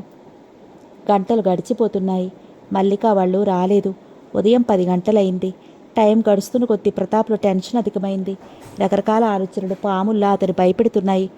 నాన్నగారు మల్లిక వాళ్ళను రాకుండా చేశారా? లేక వాళ్ళు నన్ను వస్తున్న బస్సుకి ఏదైనా యాక్సిడెంట్ జరిగిందా? అతని మనసు ఇలాంటి ఆలోచనలతో కీడును శంకిస్తోంది. 1 గంట వరకు బస్టాండ్లోనే ఉన్నాడు. మల్లిక వాళ్ళు రాలేదు. ఆ టెన్షన్తో అక్కడ నిలబడలేక మల్లిక దగ్గరికి బయలుదేరాడు. రామయ్య ఇంటి ముందు జనం గుమిగూడి ఉన్నారు. ప్రతాప్ అడుగులో అడుగు వేస్తూ సమీపానికి వెళ్ళాడు. వచ్చావా బాబు? మల్లికను తీసుకెళ్ళటానికి వచ్చావా బాబు అంటూ బావురుమన్నాడు రామయ్య. ఎరుపు రంగు కంచి పట్టు చీర, ఎరుపు రంగు మట్టి గాజులు, అమాయకంగా పసిపాప నిద్రపోతున్నట్టుగా పడుకునుంది మల్లిక. ఆమె చనిపోయిందంటే ఎవరూ నమ్మరు. ప్రతాప్ మల్లిక తలవైపు కూర్చుని ఆమె తలను ఒడిలోకి తీసుకున్నాడు. మల్లిక శరీరం మంచు ముద్దలా ఉంది. ఆమె తల నిమురుతూ మళ్ళీ నేను ప్రతాప్ని, ఒక్కసారి కళ్ళు తెరిచినట్టు చూడు అన్నాడు ఆమె ముఖాన్ని 2 చేతులతో పట్టి కుదుపుతూ. అందరినీ వదిలి వెళ్ళిపోయింది.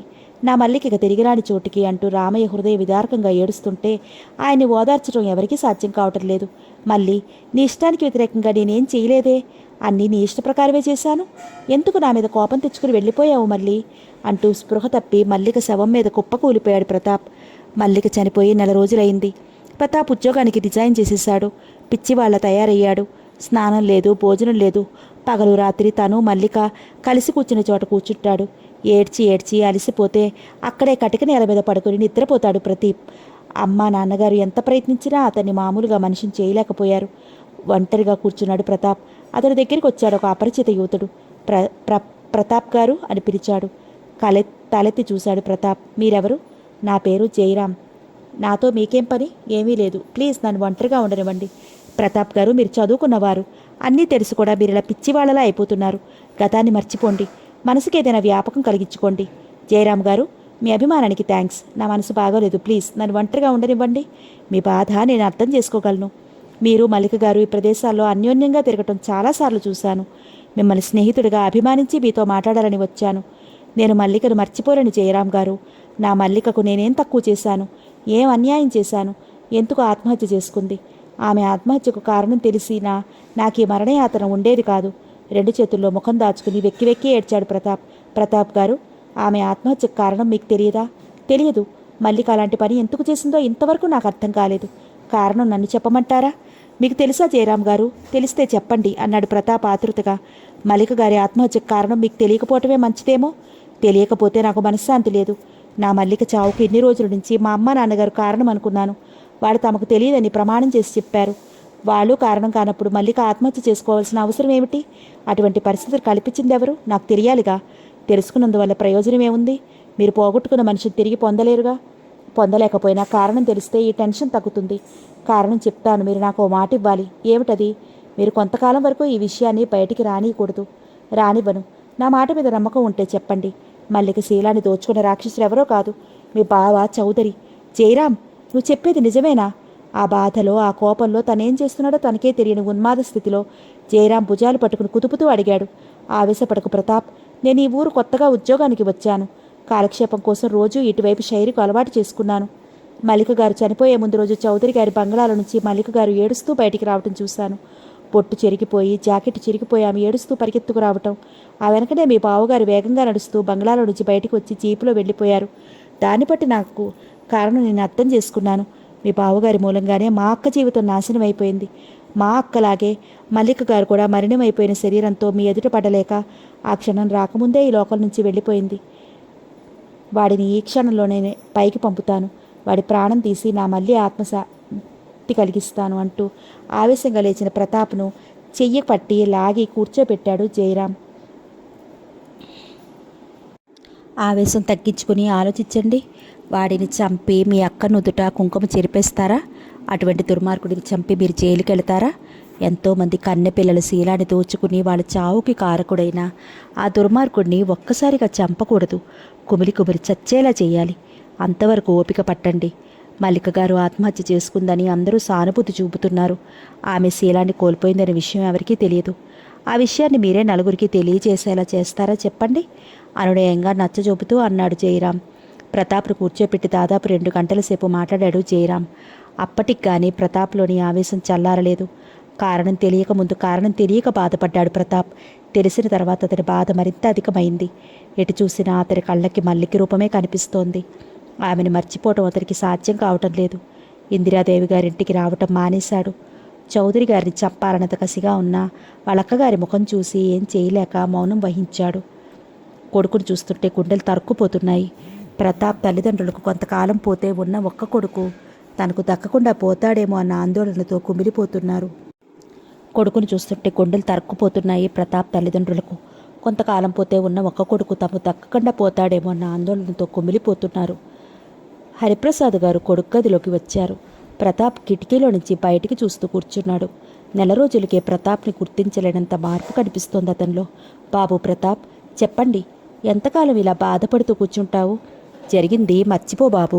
నీ పెళ్లి చూడాలని మీ అమ్మ నేను ఎలా తప్పించిపోతున్నామో తెలుసా? మా కోసమైనా నువ్వు పెళ్లి చేసుకోవా? మీ మాట నేనెందుకు వినాలి? నువ్వు మాకొక్కగానొక కొడుకువి. మా కోరిక తీర్చడం నీ బాధ్యత కాదా? కన్నవాళ్లే శత్రువులుగా మారి నా బ్రతుకును నరకం చేశారు. కన్నవాళ్ల కోరికలకు కట్టుబడి ఉండాల్సిన అవసరం నాకు లేదు. అమ్మాయి ఆత్మహత్యకు కారణం మేము కాదని ప్రమాణం చేసి చెప్పాము. మా మాట మీద నమ్మకం లేదా?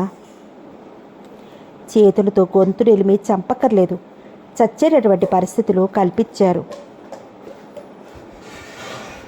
లేదు బాబు, నా మాట నమ్ము.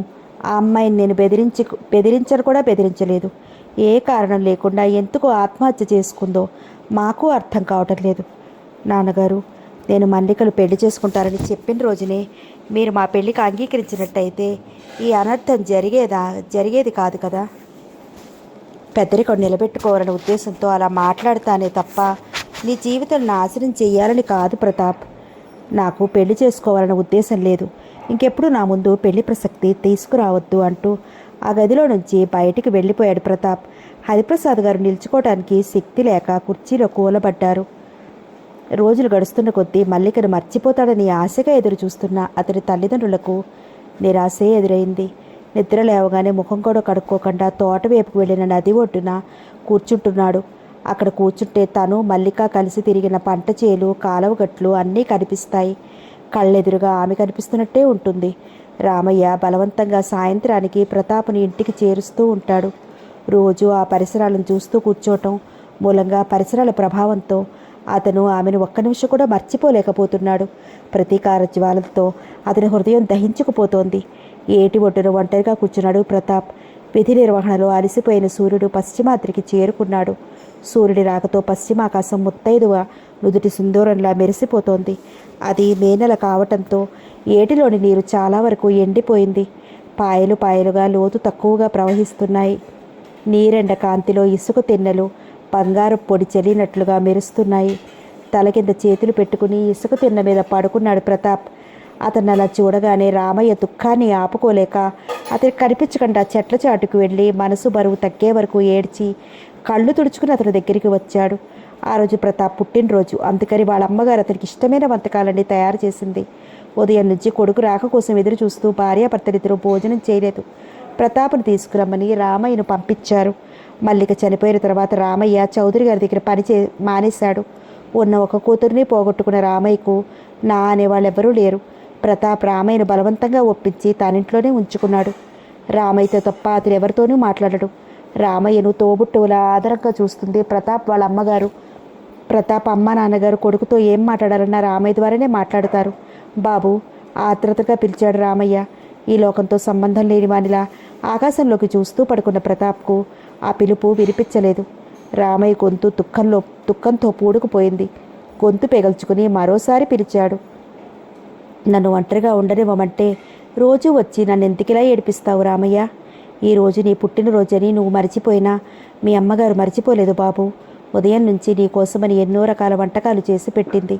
నువ్వు భోజనానికి రాలేదు. మీ అమ్మ నాన్నగారు ఇద్దరూ భోజనం చేయలేదు బాబు. నిన్ను గురించి నువ్వే ఆలోచించుకుంటూ బాధపడుతున్నావు కానీ వాళ్ళని గురించి ఆలోచించడం లేదు. నిన్ను చూసుకునే బ్రతుకుతున్న వాళ్ళేం కావాలి బాబు? తల్లి తండ్రి వాళ్ళ ప్రేమ అంతా ట్రాష్, ఒట్టి పూటకం. వాళ్లే శత్రువుల్లా నా జీవితం నరకం చేశారు. నేను మల్లిని పెళ్లి చేసుకుంటారని ఎన్నో విధాల ప్రాధేయపడినప్పుడు వాళ్ళు వినలేదు. అందుకే ఉద్యోగం కోసం నేను విజయవాడ వెళ్ళవలసి వచ్చింది. నేను విజయవాడ వెళ్ళకపోతే నా మల్లి నాకు దూరం అయ్యేది కాదు. నా మల్లిని నేను కాపాడుకోలేకపోయాను. మళ్ళీ పోయిన రోజే నేను పోయాను. నేను బ్రతుకున్న జీవోత్సవాన్ని. ఈ శవానికి పుట్టిన రోజైనా ఒకటే, చచ్చిన రోజైనా ఒకటే. అంత మాట అనకు బాబు. ఉన్న కూతురు పోయినా నా కూతురు ప్రాణంగా ప్రేమించిన నీలోనే నా కూతుర్ని చూసుకుంటూ బ్రతుకుతున్నాను అన్నాడు రామయ్య పొంగుతున్న దుఃఖంతో. రామయ్య బాధ చూడలేక అయిష్టంగానే అక్కడి నుంచి కదిలాడు ప్రతాప్. ఇందు, ప్రేమ ఉట్టిపడుతున్న స్వరంతో పిలిచారు చౌదరి గారు. చెప్పండి, పక్కకు తిరిగి అంది ఇందిరాదేవి. ఇలా ఎంతకాలం నాకు దూరంగా ఉంటావు? చచ్చేంతవరకు. భార్యాభర్తల మధ్య తగువులు అద్దం మీద ఆవగించల్లా ఉండాలి కానీ ఇలా నెలలు తరబడి దూరంగా ఉండరెవరు. నేను మీరు దూరంగా ఉన్నా దగ్గరగా ఉన్నా ఒకటే. మీరేమి శ్రీరామచంద్రుల్లా ఏకపత్ని వ్రతులు కారుగా అంది వ్యంగ్యంగా. కృష్ణుడికి ఎంతమంది భార్యలున్నా పట్టమహిషి స్థానం రుక్మిడిదే. భర్త మాటలకు ఒంటి మీద తేళ్ళు చెరులు పాకుతున్నంత కంపరం అనిపించింది ఇందిరాదేవికి. మనసు అసహ్యంతో ముడుచుకుపోతుంటే దూరంగా జరిగి పడుకుంది. ఇందు, నువ్వు నాకు దూరంగా ఉండగలవేమో కానీ నేను మాత్రం నీకు దూరంగా ఉండలేను. మీతో కాపురం చేసే కంటే ఆత్మహత్య చేసుకుని చావటం మంచిది. నేను నీకేం తక్కువ చేశాను? చీరలు తక్కువ, నగలు తక్కువ, ఆస్తి తక్కువ, అంతస్తు తక్కువ, మహారాణిలా ఉంచాను. చీరలు తక్కువయ్యాయని, నగలు తక్కువయ్యాయని ఏ ఆడది ఏడవదు. మరెందుకు ఏడుస్తారు? ఇప్పుడు నువ్వెందుకు ఏడుస్తున్నావు? మీలాంటి భర్తకు భార్యనైనందుకు అంది కోపంగా. ఇందు కోపంగా అరిచాడు. ఎందుకు అలా అరుస్తారు? ఉన్నమాట అన్నాను. నేను మగవాడిని, నా ఇష్టం వచ్చినట్టు చేస్తాను. నీకు నన్ను విమర్శించే హక్కు లేదు. అలా అనుకుంటే మీకు భార్యనైనంత మాత్రాన మీరేం చేసినా పడుండాల్సిన అవసరం నాకు లేదు. ఉండక ఏం చేస్తావు? నన్ను వదిలేసి వెళ్ళిపోతావా? ఆ రోజు రాకూడదనే ఇంతకాలం ఓపిక పట్టాను. సహనానికైనా ఒక హద్దు ఉంటుంది. అది త్వరలోనే జరుగుతుందేమో. సిగ్గులేదు ఆ మాట అనటానికి? ఈ వయసులో భర్త మీద అలిగి పుట్టింటికి వెడతావా? సిగ్గుమారిన పనులు చేస్తున్నది మీరు. నేనెందుకు సిగ్గుపడాలి? కూతురు లాంటి మల్లిక కూడా మీ కామదాహానికి బలైపోతే ఈ ఇంటి పరువు కోసం నోరు మెదపలేక కాలకూట విషం లాంటి ఆ నిజాన్ని నాలోనే దాచుకున్నాను. ప్రేమించిన అమ్మాయి చావుకి కారణమైన మిమ్మల్ని నా ముఖం చూసి నా ముఖం చూసి నా తమ్ముడు ఏమనలేక పిచ్చివాడిలా చెట్లమ్మట పుట్లమ్మట తిరుగుతుంటే చూస్తూ ఊరుకున్నాను. చివరకు ఇంట్లో మనిషిలా తిరిగే రక్తాలను కూడా నాశనం చేస్తే దాని మొగుడు కోపంతో నా పసుపు కుంకుమలు దూరం చేస్తాడని దాని చేతులు పట్టుకుని బ్రతిమాలి వాళ్ళని ఈ ఊరు నుంచి పంపించాను. ఇన్ని సిగ్గుమారిన పనులు మీరు చేస్తుంటే సిగ్గుతో నేను తల వంచుకుని బ్రతుకుతున్నాను. ఇలా బ్రతికే కంటే దూరంగా బ్రతకటమే మంచిది. ఆత్మశాంతి అయినా ఉంటుంది. ఇందిరాదేవి ఈ విషయాలన్నీ తెలుసు అని చౌదరి గారికి తెలియదు. ఆయన దృష్టిలో ఆమె అమాయకురాలు, ఒంటింటి కుందేల్లాంటిది. భార్య నోటి నుంచి ఆ మాటలు విన్న తర్వాత తేలు కుట్టిన దొంగలాగా చాలాసేపు మాట్లాడలేకపోయాడు. చూడండి, లోకం దృష్టిలో మాత్రమే మనం భార్యాభర్తలం. అంతకు మించి మన మధ్య ఇంకే బంధమూ లేదు. ఇన్ని రోజుల నుంచి ఈ విషయాలన్నీ నీకు తెలుసు. అప్పటి నుంచి లేని ఈ సిగ్గు ఇప్పుడు మొదలైందా? మీ నిజస్వరూపం తెలిసిన రోజే నా మనసు విరిగిపోయింది. అయినా మనసు చంపుకుని ఆత్మవంచ చేసుకుంటూ ఇన్ని రోజుల నుంచి ఇష్టం లేకుండానే మీతో కాపురం చేశాను. మల్లిక మరణంతో భర్త అన్న గౌరవం కూడా పోయింది. వావి వరసలు లేకుండా సృష్టి కార్యం జరుపుతూ జాతిని పెంచుకునేది జంతువులు, మనుషులు కాదు. చౌదరి గారి కోపం తారాస్థాయికి చేరుకుంది. ఫలితంగా ఇందిరాదేవి చెంప చెల్లుమంది. ఊహించని ఆ సంఘటనలకు అవాక్కైపోయిన ఇందిరాదేవి కళ్ళల్లో నీళ్లు కూడా తిరగలేదు. విసురుగా ఆ గదిలో నుంచి లేచి హాల్లోకి వెళ్ళింది. ఆయన నెత్తిమీద మంచుగడ్డలు పెట్టినట్లుగా మెదడు ముద్దుబారిపోయింది. భార్య నిర్లక్ష్య ధోరణి, కుడిభుజం లాంటి కోటిగాడి నిష్క్రమణ, మల్లిక ఆత్మహత్య, ఈ 3 విషయాలు ఆయన మనసును అనుక్షణం రంపపు కోతకు గురిచేస్తున్నాయి. ఆయన కావాలనుకున్న ఆ అమ్మాయిని కోటిగాడి ద్వారా బంగళాకు రప్పించుకోవటం, కోరిక తీరిన తర్వాత వాళ్ళ కోరికలు తీర్చడం తప్ప వాళ్ళు ఏ పరిస్థితుల్లో శీలాన్ని కోల్పోవడానికి సిద్ధపడ్డారో, ఆ క్షణం తర్వాత వాళ్ళెంత కుమిలిపోతారో, ఏమవుతారో అన్న విషయాల గురించి ఆయన ఎప్పుడూ ఆలోచించలేదు. మల్లిక మరణం ఆయన మనసు మీద దెబ్బతీసింది. అసలు మల్లికను కామదృష్టితో చౌదరి గారు ఎప్పుడూ చూడలేదు. ఆ రోజు కొబ్బరికాయలు లారీకెత్తుతుంటే తోటలోకి వచ్చారు. ఆయనతో పాటు ఆయన స్నేహితుడు కూడా వచ్చాడు. రామయ్య కాయలెత్తే దగ్గర ఉన్నాడు. స్నేహితుడితో కలిసి బంగళాకొచ్చి బాటిల్ ఓపెన్ చేశారు. 1 గంట తర్వాత పనుందని స్నేహితుడు వెళ్ళిపోయాడు. తను కూడా వెళ్ళిపోదామనుకుంటున్న సమయంలో బంగళాలోకి మల్లిక వచ్చింది. ఎంతోమంది అమ్మాయిల జీవితాలు ఆ బంగళా గదిలోనే నాశనమయ్యాయి. అదే గదిలో మల్లిక కనిపించేసరికి పూర్వపు వాసనలతో నిషా బాగా తలకెక్కడంతో ఆమెను బలవంతంగా చేతుల మధ్య ఇముడ్చుకున్నాడు. పాము నోట చిక్కిన కప్పలా, పులి నోట చిక్కిన లేడి కోనలా ఎంత గించుకున్నా ప్రయోజనం లేక మల్లిక ముళ్ళకంప మీద చిక్కుకున్న అరిటాకులా చిరిగిపోయింది. ఆ 2వ రోజే ఆమె చనిపోయింది. ఆమె శవాన్ని చూసిన తర్వాత ఆయన గుండె కరిగి కన్నీళ్లు కార్చింది. అప్పటి నుంచి ఏ అమ్మాయి ముఖంలోకి చూసినా మల్లిక రూపమే సాక్షాత్కరిస్తుంటే ఆయన చాలా వరకు తన అలవాట్లను మార్చుకున్నారు. ఆలోచనలతో తల బద్దలైపోతుంటే నిండుగా దుప్పటి కప్పుకుని నిద్రపోవాలని ప్రయత్నించారు. ప్రతాప్, నవ్య ఎదురెదురుగా కూర్చున్నారు. ప్రపంచంలోని బాధంతా ప్రతాప్ ముఖంలోనే కనిపిస్తోంది. అతను నా స్థితిలో చూస్తుంటే నవ్య మనసు మూగగా రోధించింది. బావా, ఆర్ద్రతగా పిలిచింది. చెప్పు నవ్య, ఎంతకాలం ఇలా బాధపడుతూ కూర్చుంటావు? నా మల్లికను చేరుకునే వరకు, ఈ లోకం నుంచి పోయేంత వరకు. బాధతో అతడి గొంతు బొంగురుపోయింది. అందువలన ప్రయోజనం ఏముంది? నువ్వెంత బాధపడ్డా పోయిన మల్లిక తిరిగి వస్తుందా? ప్లీజ్, మల్లిక విషయం తప్ప ఇంకేమైనా మాట్లాడు. పోయిన మనిషిని గురించి ఎంతగా బాధపడుతున్నావు కానీ బ్రతికున్న నన్ను గురించి ఆలోచించవే. అన్నీ నీకు తెలుసు. ఏం ఆలోచించగలను నవ్య? నా మీద ప్రేమ లేకపోయినా కనీసం జారైనా ఉంటుందనుకున్నాను. అది కూడా లేదా బావా? నవ్య, నువ్వంటే నాకెంతో అభిమానం.